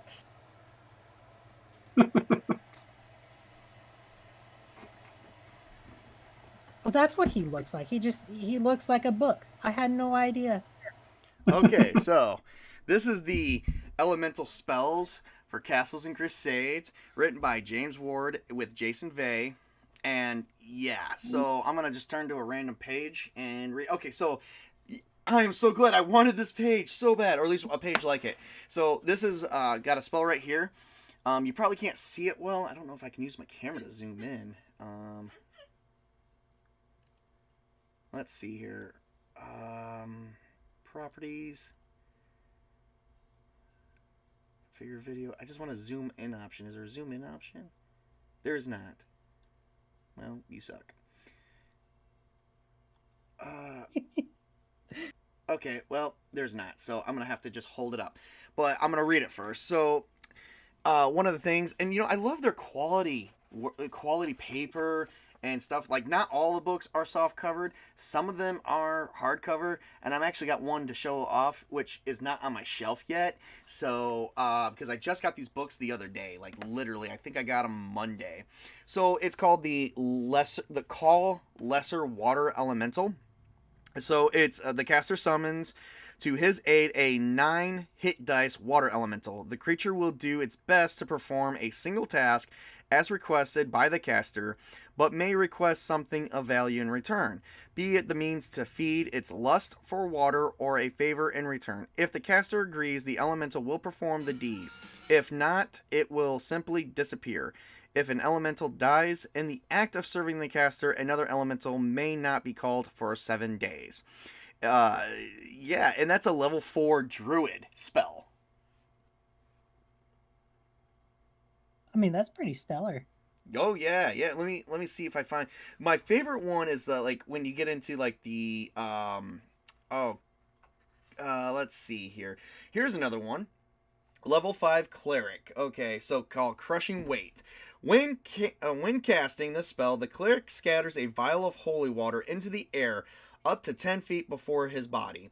Any victims within a 10-foot radius are forced to make a charisma-based saving throw.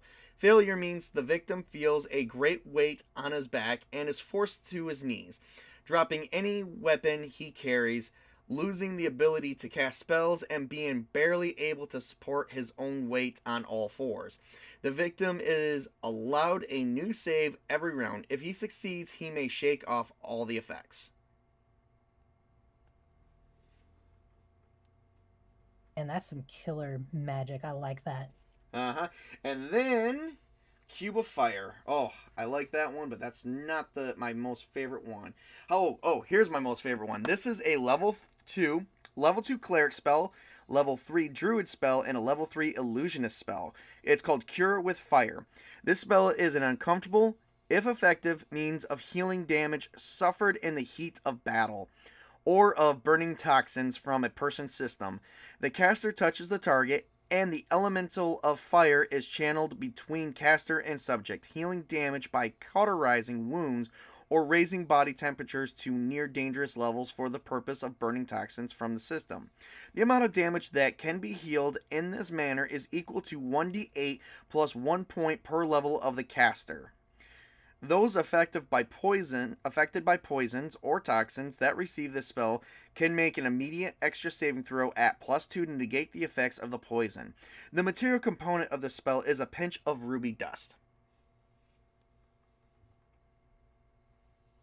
Really neat. Yeah. Yeah, okay, let's see. One more. I have a favorite one, but I don't know. You have a favorite one, but you don't know what it is? No, I know what it is, I just don't know where it is. Well, obviously, it's in your head. You remember it. Oh, yeah, here it is. Here we go. Yeah, thank you for that. You're welcome. I feel so subjected now. So call lesser fire lord. Level 3 druid, level 3 wizard. This spell summons a moderately powerful fire elemental of 7 hit dice power, which appears when called, but also demands something of value from the caster before it considers performing any act on the summoner's behalf. This can be anything from the demand to allow it want on destruction for a period of time, a bit of its own element upon which to feed, or a favor for a favor. Please, that sounds like a demon. Please to fight foes trying to harm fire or fire elementals work best in the summoning effort. If the caster doesn't give up what is asked for, the Fire Lord simply vanishes. The material component for this spell is a spark from flint and steel and a bit of oil. Yup. So I dig that. So this book is not just casting elemental spells, but also summoning elementals or elemental types to your Becking. You know, if you like that kind of magic, you will really like Lion and Dragon because it has demon summoning spells and binding them to you so you can get power from them. And it even has a alchemical system so you can become immortal potentially. Oh, nice. Well, I mean, I wouldn't say maybe that's just a thing. I mean, maybe I'm just fanboying a lot because this is Castles and Crusades, and I just think this adds a lot of bang to your buck.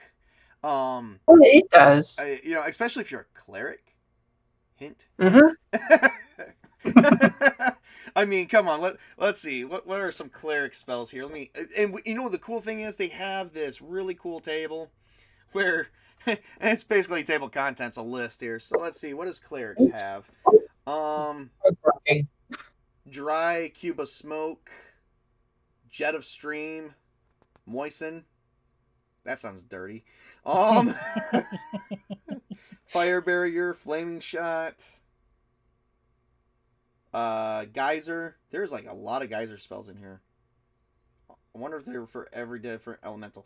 Black water attack, black wind attack. Oh my god, that is just awesome. Fire armor, fire rage. This is just for clerics. We're not even talking about the druid yet. And call water imp. There you go. Talking about summoning demons. Call air lord. Call a dragon. Dragons are returning to Paramore, people. Well, they never really left. We just never seen a need for them. Or at least I never did. I never want too many dragons in my world. I want them to be special. Because I'm also born in the Chinese Year of the Dragon, and dragons are my most favorite mythological creature. So the thing is, I've always liked the idea of like dragon cults and like people worshiping dragons and draconic empires and stuff. Mm-hmm. So I understand why you want to keep dragons similar to how they are in like Farther All, but also dragon cults, dragon empires, dragons versus giants, all kinds of cool stuff. Oh yeah. And giants is a big part of the Nordic lore, and so when you look through the Codex of Nordica, they actually talk about how you add giants to a game. And, it's part of the flavorful the flavor of Nord religion. So they actually have a bunch of that in there. Oh. So yeah, Cool. Thor and Nordic religion is going to be a big thing. It's going to be coming to Paramore. I don't know if it's going to be on the main continent you guys are playing, or if I'm just going to make up a whole separate continent, a whole separate entity, and maybe eventually you can travel. I do know this. I am adding Skull Island. Want to know why? I don't know why. Because I like an island shaped like a skull. Does it have King Kong on it and dinosaurs and stuff? I would say dinosaurs, yes. Not King And Kong. giant insects? Yeah. Whatever's in the monster manual. Okay. I love and I love on how we can come up with our own stats, and we don't have their monster manuals are so freaking are so simplistic. They're very simple. Let me pull that up real quick, and then we will probably have to call it a night because it is getting kind of late where I'm at. Are you guys? It's almost 8 p.m. for me. Yep. Same here. So, you both are Central Time, Central Religions. I almost said Central Religions. Central Religions. What the hell is that? I mean, it's the religions of the future, the central of the galaxy. So I haven't been able to do a review stream on any of this stuff yet, so hopefully that will be coming up soon. But I'm trying to take more time away from reviews. So I'm trying to spend less time doing reviews and more time just doing games and showing how Castles and Crusades is really ran and how differently it is to other RPGs, because there is this strange cult thing happening where apparently if you're not playing Dungeons and Dragons, you're not a real gamer, because that's the only real game out there. I've heard that before, and I think that's a bunch of BS. Yeah. And that's still I don't get why people think that. There's D&D is not the end all be all, and there's more than just the D20 system. Yeah. There's lots more. There's lots more. Mm-hmm. All right, so I'm gonna do a nice share and tell here, and because I don't want to pull my actual monster manual off my shelf right now, because I'm so neurotic about these books, I'm actually just gonna show you the PDF, because when I buy a physical copy of TLG's work, I buy the PDF too. Now, in some cases, the PDFs are the only things that they have, at times, but I get their books, man. I get their books, but let's go, a lich. A lich. I like liches. I just think that's evil. Is that like a lizard centaur? There's what? There's an ichthyocentaur. Is that like a lizard centaur? Oh, I heard about that, but I don't... Or a fish centaur or something like that? Well, let's find out. Let's see. Do we have, centaur, giant centipede? Well, we're going to pull up centaurs. It's under I. Oh, it's under I? Okay, I'll look that up. But see, this is their information right here. This is it, centaur. Number 1 or 4 to 24, size large, 4d8. So it's like if you need a little bit more information in there, like say, I don't know, a stat block, just put down the famous stats and then 9, either do 9, all of it, and then just remember what attribute scores you're using. So if you're using the normal Castles and Crusades, it's literally 9 to 12 is the average. And then you get a +1 for 13 to 15, 16 and 17 are +2, and then 18 and 19 are +3s. Very freaking easy, and it's this is all the information you need. You don't need to have stat blocks, special moves, all this stuff. Look, here's their specials right here. Seriously. That's it. Mm-hmm. I remember popping open a D&D book, and it literally would take, one of these would take up a whole page. I honestly don't know how anyone who plays D&D 5th edition gets by with making their own homebrew monsters, because it's just so complicated. Actually, I'm going to tell you this right now. All of them pretty much says they just fudge it. Yeah. I have not heard. I mean, if I'm wrong, great. Then that person can approach me and tell me I don't fudge it. But I'm going to tell you this right now. Everyone I spoke to years ago, they just said they fudge it because it doesn't make any sense. Yeah. That makes sense. It makes sense that it doesn't make sense. It makes sense that it doesn't make sense. Doesn't make sense. Ah, we're on the same page. Yep, there we go. So, an Ichthyocentaur, which is a large creature, 8 to 10 feet. Its base number of hit hit dice is 6, so it's like, and see, that's what I like about this. It's like, oh, what's the CR? You know, the CRs originally was made for challenge rating, was made for resources. It wasn't made for difficulty of the monster, but everyone started using CRs as a way to pin you up against that type of monster. Oh, if you're this level, you can handle this much. But no, it's how much resources they take from you, not how they kill you. That you have to look at the hit dice, but then everyone's like, who cares? You know, that was another thing that I had an issue with the last few years regarding that. So what I like here is they just tell you, this is a level 6 creature. It has a D8. Oh, generally its base AC is 17, but you can change it. You can do whatever you want. It's your choice. That's what I love about TLG and Castles and Crusades. They allow you to create the world that you want with the information. And this information is not that hard. No, not at all. Yeah. I homebrewed a bat because they never had a bat, so I homebrewed a bat. That was easy. And if you want to, people are like, oh, well, how is it for you to homebrew? Well, you only need this page. That's it. And Also, not like a monster doesn't take up one page. It's like a fraction of a page. On what, for D&D or for Castles and Crusades? For Castles and Crusades, it's like a fraction of a page versus a page in more modern.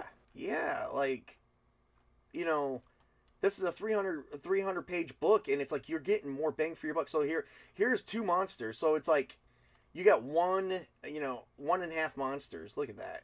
And on this one, you got 3 on this one. 3.5. Look at that. Or just 3 because this one's kind of like half. Maybe I'm scrolling too much. Yeah, see? Ridiculous how that again, so much support of why I love Castles and Crusades. So, boy, I've been kind of like rolling out the red carpet for them. So, all right. Well, I think we've been rambling on for 2 hours. I think this is good. I do want to extend out Witch King, special thank you for coming out. I do. Oh, no worries, man. Yeah. We got to get back to gaming. I know we've missed it looks like we might be missing another week as well, which is terrible because I just, it depends on how I'm feeling on Friday, because I know we're supposed to be playing Cyberpunk 2020, which I do have those books too, as well as Cyberpunk Red, and I got a huge collection of those in. I'm about to go after their anime, the R. Telsorian anime collection bundle. I really want to play Mechton Zeta as well. Yes. Teenagers from Outer Space, man. That's some Oh, cool that was stuff so right much there. fun. We should play that again. Yes. So Mel, I hope you can join us in one of our games. Well, that'll be the plan. Yeah, awesome. That's why she's here. It took me like 3 days to approach her and say, "Hey, do you want to join over here? I'm trying to make a bigger group." Had to work up the courage. Well, people are okay. So I'm gonna put it out there. I find people to be weird when you kind of do that. So yes, people are like, "Oh man, look at this creeper. He just DM'd me," and it's like, yes, because that's not like that. How else do you talk to people? Oh, buddy, you have no idea how creepy some DMs can be. You're nowhere near close. It's fine. Oh, goody. I don't feel so bad. Anyway, so yeah, and she, and because of her, there was another person, which we will talk about later, who's actually trying to get into Castles and Crusades. I may just reach out to her next and say, listen, I'm trying to form a group. Do you want to be a part of it? And since you're new, that's would be even so much better, because I'm looking at teaching more of this to people, and having people not just get used to one GM style, but many GM styles. That's why I'm also trying to promote sort of a group that has rotational GMs, and that we, if we got and Witch King, we were trying to make this years ago, but I think I found a better way to do it, to where we're playing multiple tables. It's like, hey, I can't join your group today because I'm over at Witch King's table. Is that okay? Yeah, fine. Well, and then I took some of Mel's players, and Mel's got like 2 new players. We're just all GMing one live world storyline of Castles and Crusades, You know, what'd be really which at that cool? point I would use aired. I would No, use no. What aired. would be really cool is if we could connect all of our settings together via the multiverse. Well, I brought up to Mel because she didn't know about this, but I can't take the credit. And I think this is when I first mentioned you to her, not knowing you two already knew each other, is I brought up the Rings of Brass being in the air setting and magical rings that allowed you to port to other dimensions and other worlds. And I said that's in the aired setting. And I said I can't take all the credit. My friend the Witch King of Tsamra told me about that. And ever since you kind of linked me on that, I've been reading up on that too. Yeah, it's really cool. Yes. So that's a possibility, much so. Mhm. I'm down for idea throwing. I'm not going to assume anything. I'm going to say everything's a possibility as long as we're all on board. But that's the thing. We all have to agree to it, and we all can't be, we got to be civil with each other. That's my Oh, thing. definitely. I've got more than enough things to go on in my real life that, I've raised kids, man. I raised kids. I have a girlfriend. I have 2 ex-wives. This is my escape. Although the girlfriend's not so bad. She's awesome. I would certainly hope so. Yeah. She is, I love her to death, and I'm kind of going through some mental issues with that, which I won't get too much into because I don't feel like I'm properly showing her how much she really means to me. Yeah. Because, truth be told, she's the Cyberpunk 2020 books, including the main book, all the Castles and Crusades. I did not get without her help. She didn't. Mhm. She didn't put out any money for me to help get me those books. But I'm going to tell you this right now. I wasn't allowed to buy books for many years, and then when I sunk that $3,500 into my books, it literally was part of the reason why my second marriage broke up. Yeah. And that was it. I felt like I wasn't allowed to buy what I was into. So, Boo. But now it's better. Boo. yeah. Well, and the thing I like about her is when I spent that $3,500, we had $10,000 saved up. My ex sunk $10,000 into God knows what. We never got all the merchandise out of that. Wow. Yeah. And she blamed it on me spending the 35 for gaming, and I'm just like, well, if you wanted 3,500, I had that laying around just collecting dust. I could have just gave you 3,500, but no, she had to take double and then some. So my girlfriend's not like that, and I take her out to eat. We did go see, as much as I'm shameful to say, we did go see the new Dungeons and Dragons movie. What'd you think? How was it? Terrible. Very, very terrible. The CGI is complete crap. You could tell like everyone is sort of animatronic. Okay, so if it was, do you guys remember the show Dinosaurs in the 80s and 90s? I have seen clips of it. I was not Wasn't that alive, one with like? and I was born in '96, so Wasn't that puppets? That yeah, it was in was that one? puppets. It was like puppets and people in suits, I think. Yes. Yes. It was a lot like that. The only people that moved fluidly was tieflings, humans, or the elves. Yeah, I mean that's kind of the problem with settings like D&D as it exists now, because you can't really um, have practical effects or even CGI work for how many different races exist in D&D now. Well, here's the thing. They could have did a better. Okay, so there was a we saw a what do they call it? A tuxedo. Tabaxi. There we go. I don't give a shit.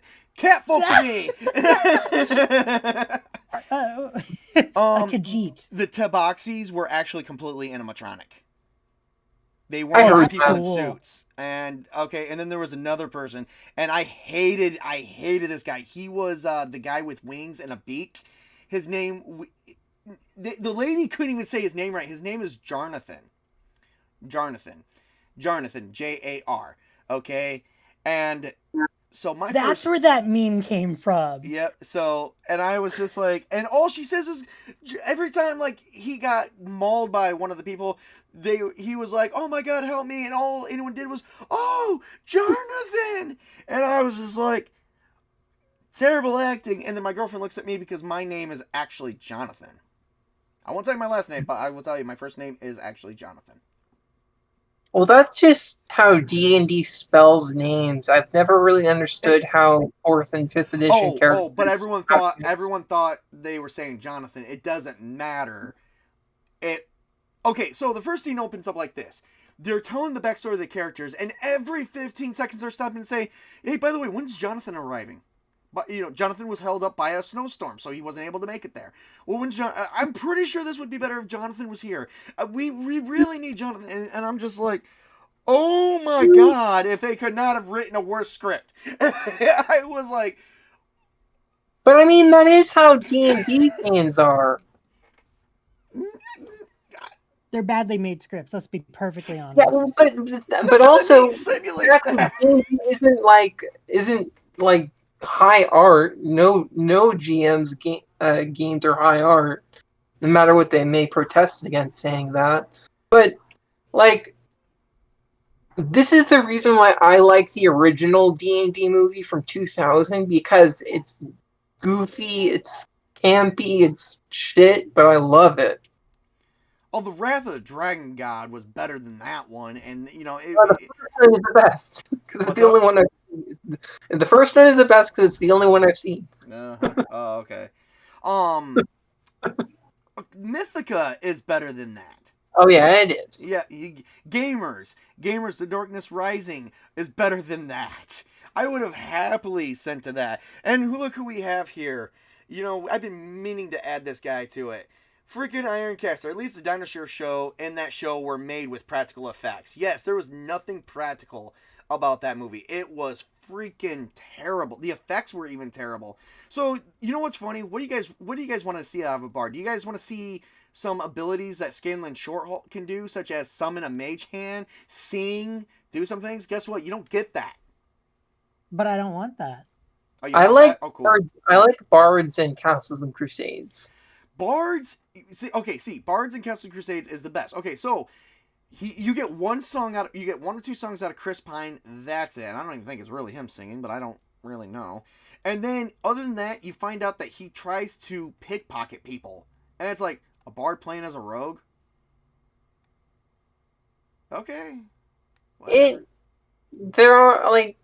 It's not out of the question for bards to pickpocket people, but it doesn't make 100% of sense if you're going off of like the traditional bard character in D&D. That's what I was kind of, I wanted to go see a D&D movie, but it seemed like, I get it. Bards are not magical in Castles and Crusades. I can live with that. But I want to see Castles and Crusades. To me, if you're going to play a D&D bard, you should have it, bards do have spells. I think they can only go up to like 4th level spells though, because they're not originally supposed to be spellcasters, just like rangers are not. I like the fact that rangers are more, in Castles and Crusades, have no spells. I like that they're complete archers. Well, they don't even have to be archers. They're just rangers. They range around fighting in the borderlands. They're foresters. They're survivalists. I like that. But I also like them if they're archers too, because my God, I made someone a killer ranger and she was sniping people from afar, and it's like the assassin from Castles and Crusades couldn't even do that, and it's like I made them both the same way, and it's like, man, this must be the bad dice. Because the ranger was a better assassin than the actual assassin. Well, I am for sure going to go see the movie this weekend. We're making a date out of it. Oh, I recommend it. I mean, I recommend it, but, I'm just hating on it because it could definitely have been done a lot better. I don't know. I just find some things in there to be quirky and just, I didn't really laugh a whole lot. And that's kind of how I judge a movie, if it makes me laugh. I mean, I did have a couple moments where I did kind of laugh because I thought certain things were funny. And I did like the story that they have between Chris Pine's character and Michelle Rodriguez's character. I did like their stories. Michelle Rodriguez did do a wonderful job in that movie. I will point that out. She did a phenomenal job, and so did Chris Pine. And I'm not going to bash Chris Pine because rumor has it, and this is just a rumor, I haven't confirmed anything. Rumor has it he got told to tone down his acting. Oh wow. So he could have been better, but maybe somebody didn't want him to be. Yeah. So, It's an interesting thought, but I mean, all I know is that Ed Greenwood did say, I mean, he wasn't like singing the praises of it, but he said it was a very good, enjoyable movie for him. Okay. And I'm So like, all right, cool. It's set in Faerun, so you know, like Yeah. if Ed Greenwood says like he had a good time, then oh yeah. it's worthwhile. You know, I did like some of the favorable actors. Like we knew. Okay, so like we knew who Chris Pine was. We knew Michelle Rodriguez. It was nice to have them in there. I could not imagine Chris Pine playing in a movie like that. So to see that was actually kind of. He was actually in one similar to that, Into the Woods. Oh really? Oh shit. Yes. Okay. Just not, because when I first saw Chris Pine in theaters, when I first actually got into seeing more of him, was during Star Trek. So to me, he's the new Captain Kirk, or the Captain Kirk of the Kelvin timeline, which I don't really care much for, but he did a really good acting job in there, and the way he just played Captain Kirk was just freaking awesome. I don't know, that's just my thing. So he did grow on me, and then I did see him in Wonder Woman 84. There was another movie he played in that was very, very sad. It was where he was playing a sailor that was lost at sea, and I don't know what the movie's called, but then he went and saw the life of his family. He made it back home, saw the life of his family. It turned out he never made it home. He drowned and was lost at sea. He died, but he got to live. But the few seconds, like the 6 minutes it took for his brain to turn off, he spent a lifetime with his family in spirit. That's brutal. Yeah. So basically, but you feel the emotion in there. You feel basically good a with the Star acting. Trek episode. Except he was on the Navy boat. Oh, okay. Yeah, he was on a merchant ship or something. It was I don't know the timeline. He was serving on a boat and it capsized. It capsized over and it was sinking, and he never made it home. But he got to be. But it showed him. He relived the memories of his family. Then he got to go see his parts of his family. Like he had a son, saw him grow up. I can't remember what the name of the movie was, but I don't think I ever got a chance to see it. And I saw the previews for it, and the way he acted in the trailer was so good. The only thing I did hate about the movie is they cut out my favorite scene that they plastered all over the movie was, I think we need to find sharper stairs. That is not in there. Oh shit, no one else saw that. Never mind. In the trailers, it's fine. Yeah. Now, I did get to live an experiential moment the same day because I took the kids to see D&D. My girlfriend and I went to go see Super Mario.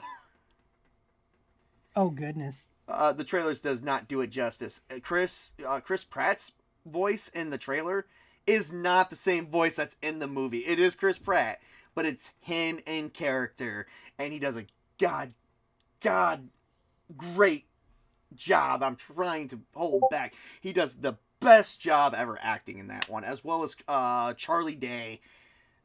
Overall must see.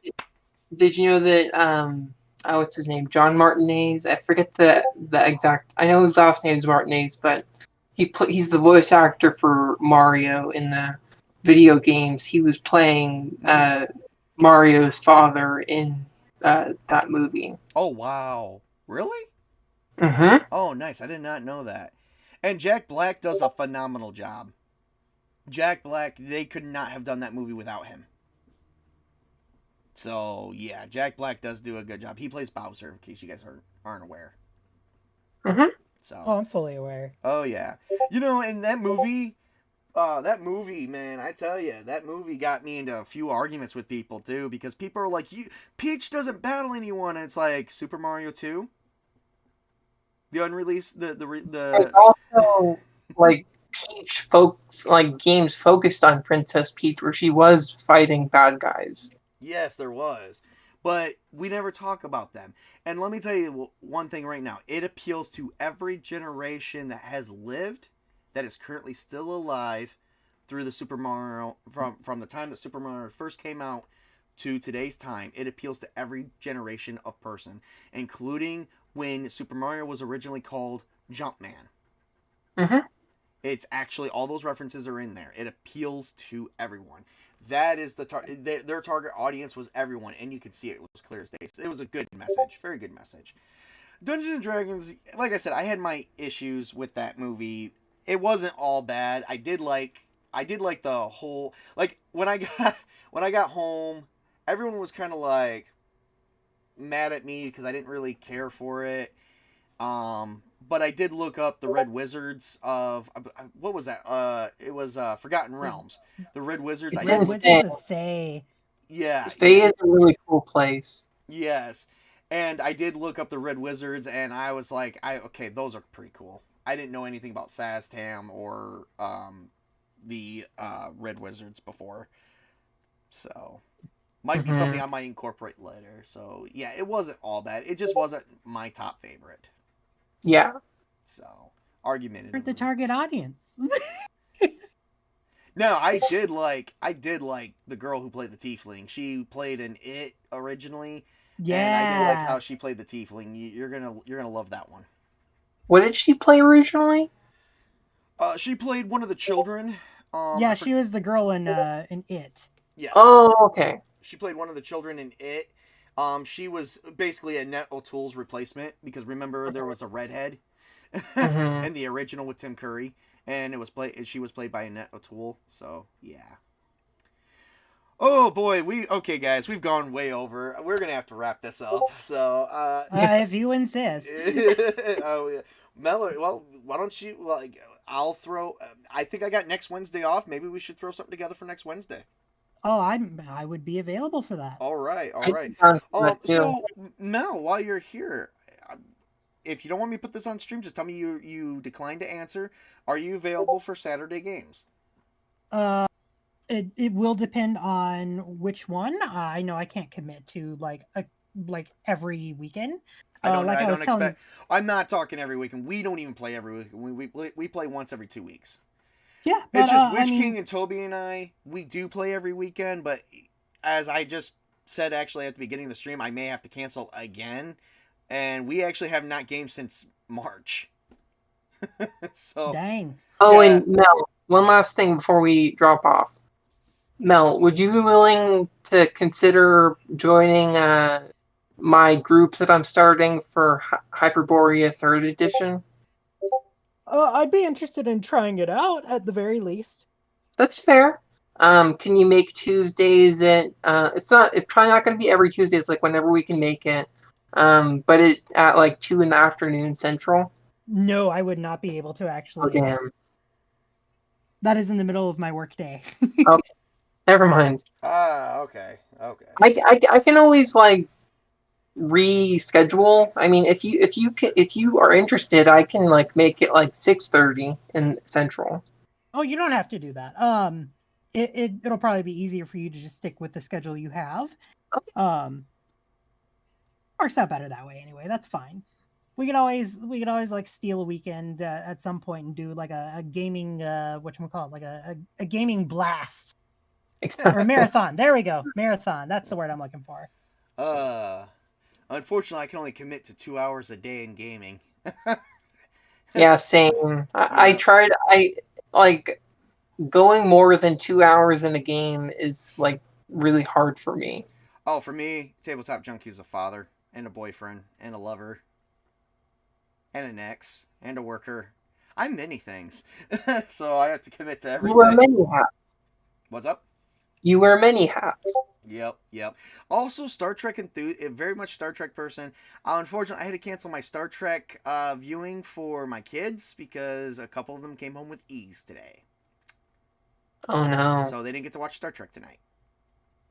And they are loving Star Trek Enterprise. So I told them, I said, if you guys love freaking Enterprise, you guys are gonna love the rest of the stuff I'm about to show you. Oh boy! And they even played Star Trek Adventures with me, so it's very good. I am molding kids. Oh my god. So, but anyway, yeah. So I mean, I do have a limit because I am like I said, I do a lot. So, but anyway, Mel, do you normally have Saturdays off at all, or no? Or Oh, is it absolutely, depend? I do. Okay, okay. It really just depends on the day. Oh, Like I was telling you before, over the course of the summer, my weekends definitely mm, do end up getting booked. Things to bear in mind: I am doing some fun work for Trollord Games. I also have my own comic book that I'm working on, and then on the weekends as well during the summer, I am at the track with my girlfriend doing drifting. So nice. Well, we'll if you just can try schedule and me, you can schedule me. okay. We'll work something out. I'm not looking for anything too big because my main game will always be the main group. My main game will always be the main group I have for the Chronicles of Paramore because two of the four players I do have are over in the United Kingdom. So I have to. So I want to make sure I get that out because they do have a. We're already in the middle of a game for that. So Oh it's yeah. like I'm trying to just work everything in, but I'm also trying to do it where I do game, just a couple more times on like a Saturday or something, like in the middle of the afternoon. We just play for a couple hours and see where we go from there. I have nothing planned for that, so this is kind of up in the air, and this probably won't start for another month or so before I have anything at all. And Oh, by for the way, sure. I do have multiple birthdays in June, July, and August. And My then, birthday's in August too. so my summers are pretty booked up as well. So I get that. Um, But if you two want to get in on something fun, I am working on putting together a nice little one shot that will likely be hosted by the Trollord boys on their Twitch if everything goes over well. I I'd be would down with that. I would do that. I would do that. But Hmm. you're gonna have to forgive me because if Chuck shows up, I'm gonna fanboy out for just a moment. Oh, that's fine. You can fanboy You all may you want. if Chuck shows up and actually speaks to me, I'm going to sit there for probably 5 minutes and not answer anybody for a minute. So He's gonna drool a little bit. yes, exactly. Oh God, I love Chuck. He's a really funny guy, and I watch his games Saturday mornings between 10 and noon. Hey, there you go. Yeah, so But I aside from that, I'm working on building up Agrimoor and all that. So if you two ever want to go digging around in the setting, once I have a little bit more of it set in stone on the wiki, you're more than welcome to. I'm going I'd be to. down for that I'm going to. totally. Just so that way I And, can give up my forever GM throne, but I'm never going to give up King of the Games. and Mel, I don't know 100% if the game is going to be set on at 2 p.m. because I only have one player so far, and he's the one who suggested it being at 2 p.m. Ah, And I makes haven't sense. had any other people bite, so you know. Just keep me posted, and we'll see what happens. She's on the Awesome. Discord server. So Yep. we all have Yep. connections. We're making a bigger group, and then just promote everyone out there, so that way we get more for our tables, and I can start making up more rooms on my server, expand out, and then that way we can just get a bunch of things. And if I don't care to join in, I'm gonna make two separate characters and join on two other people's tables as a player. You're always welcome in my games, tabletop. I know, but we never seem to ever be able to hook up. Plus, I always I get know. busy. Plus, I always get busy working on Paramore some more. Like, because you guys are gonna go. So, the latest two chapters is you're exploring Evermore and Elfheim, home of the humans and home of the elves, and then eventually you're gonna go to Garudan, which is home of the dwarves. That'll be cool. Seeing Yep. the dwarven stronghold. And Better be describing that the shit out of that man. And I hate to break it to people, but I guess I've been playing around with this idea. I don't really know why I hate to break it to you guys, but I guess this also kind of brings up. Um, I am actually going to be doing some real, actual solo plays. There will be so far 3 characters that I will solo play in Paramore as just a side story to connect more of the flavor of the world. Also thinking of doing solo plays too, but with Atomic Punk or something. Oh yeah. Oh, dude, Atomic Punk. We're gonna do that, brother. We're gonna do that. I've been playing. I've been reading that book the last 3 days. I love the Basic Expert in Atomic Punk. If you like Fallout now, that's basically what it is. Oh hell yeah! Yeah. I'll probably have to send you some links for that one. See, we're promoting people. Look at this. We're a good group of people. We just gotta get more of us. That way I could just fill out this entire table and we could just have more panelists. So I will plan something next Wednesday and keep you guys posted on it, alright? Sounds Okay. juicy. Before we go though, Mel, So, promote yourself out there, okay? okay. Yeah, so I'm Mel. You can find me at Mel_of_Agrimoor on Twitter. My website is meliorahinning.com, where I need to put up more of my artwork. I've been kind of falling behind on that. Agrimoor.com is where the Agrimoor wiki is going to be. Yeah, follow me on Twitter if you want to. I usually end up shit posting with all the peeps that I hang with. It's a pretty positive vibe, a happy space. Usually push out my art, share my gaming opinions, and overall just try to make the world a brighter place one laugh at a time. Alright, Witch King.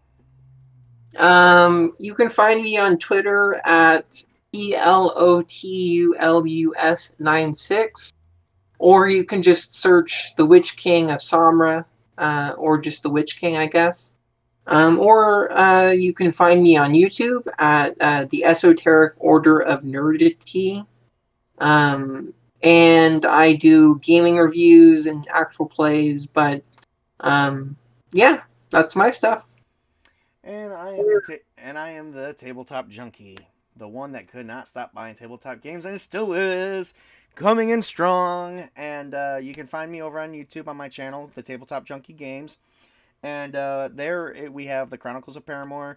We have the Cyberpunk 2020 actual plays. I'm hoping to put more out this year because my last of my reviews are going to be up this week. The only 2 reviews I got left on the table is going to be Whitechester, because I'm sorry, I got to promote Mr. Grim Jim out there. He does some damn good work. He is, I'm a big fan of his. And then the Basic Expert with Atomic Punk 2160. When we do that review, we will be reviewing both the first and second printing, because I do have both. We will be reviewing that for the OSR. Not for the OSR, for the Basic Expert. It's an OSR system. So, yes, those are going to be my last 2 reviews for the rest of the year. And then all I'm going to be pushing out is, hopefully in May, we're looking at our group of Rubble, Azimir, Greenie, and Shadow Wolf. I forgot his name for a minute. Shadow Wolf.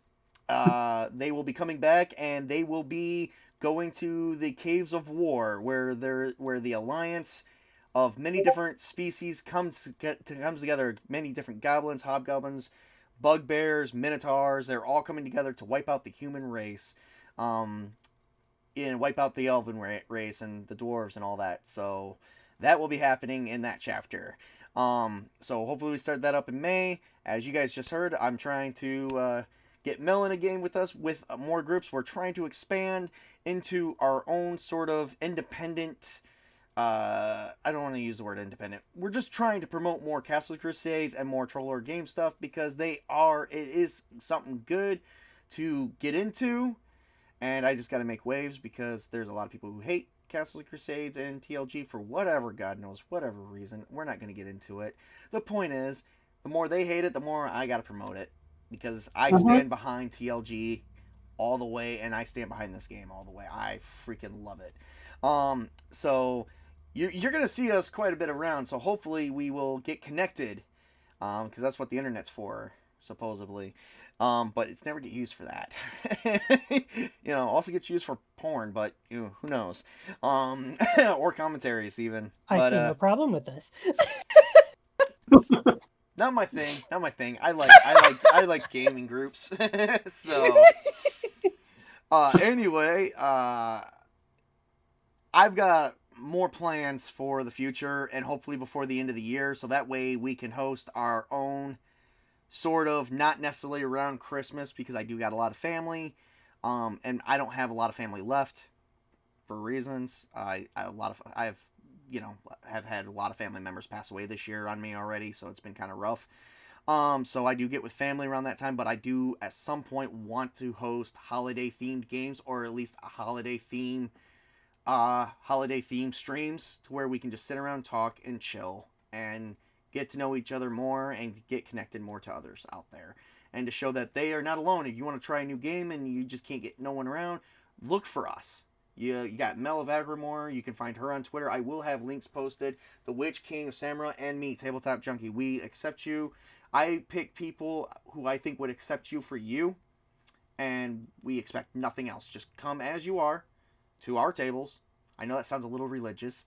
I feel like a pastor. Come as you are to the altar. No, come as you are, because we don't care about all that. We just want to sit down and have a good time and promote a family-friendly community. That's what tabletop games, that's the epitome. I mean, It's epitome the right word? basically, That is the family purpose friendly. mindset. I was gonna say Family family friendly, friendly I is don't a know little about bit that. questionable. What's up?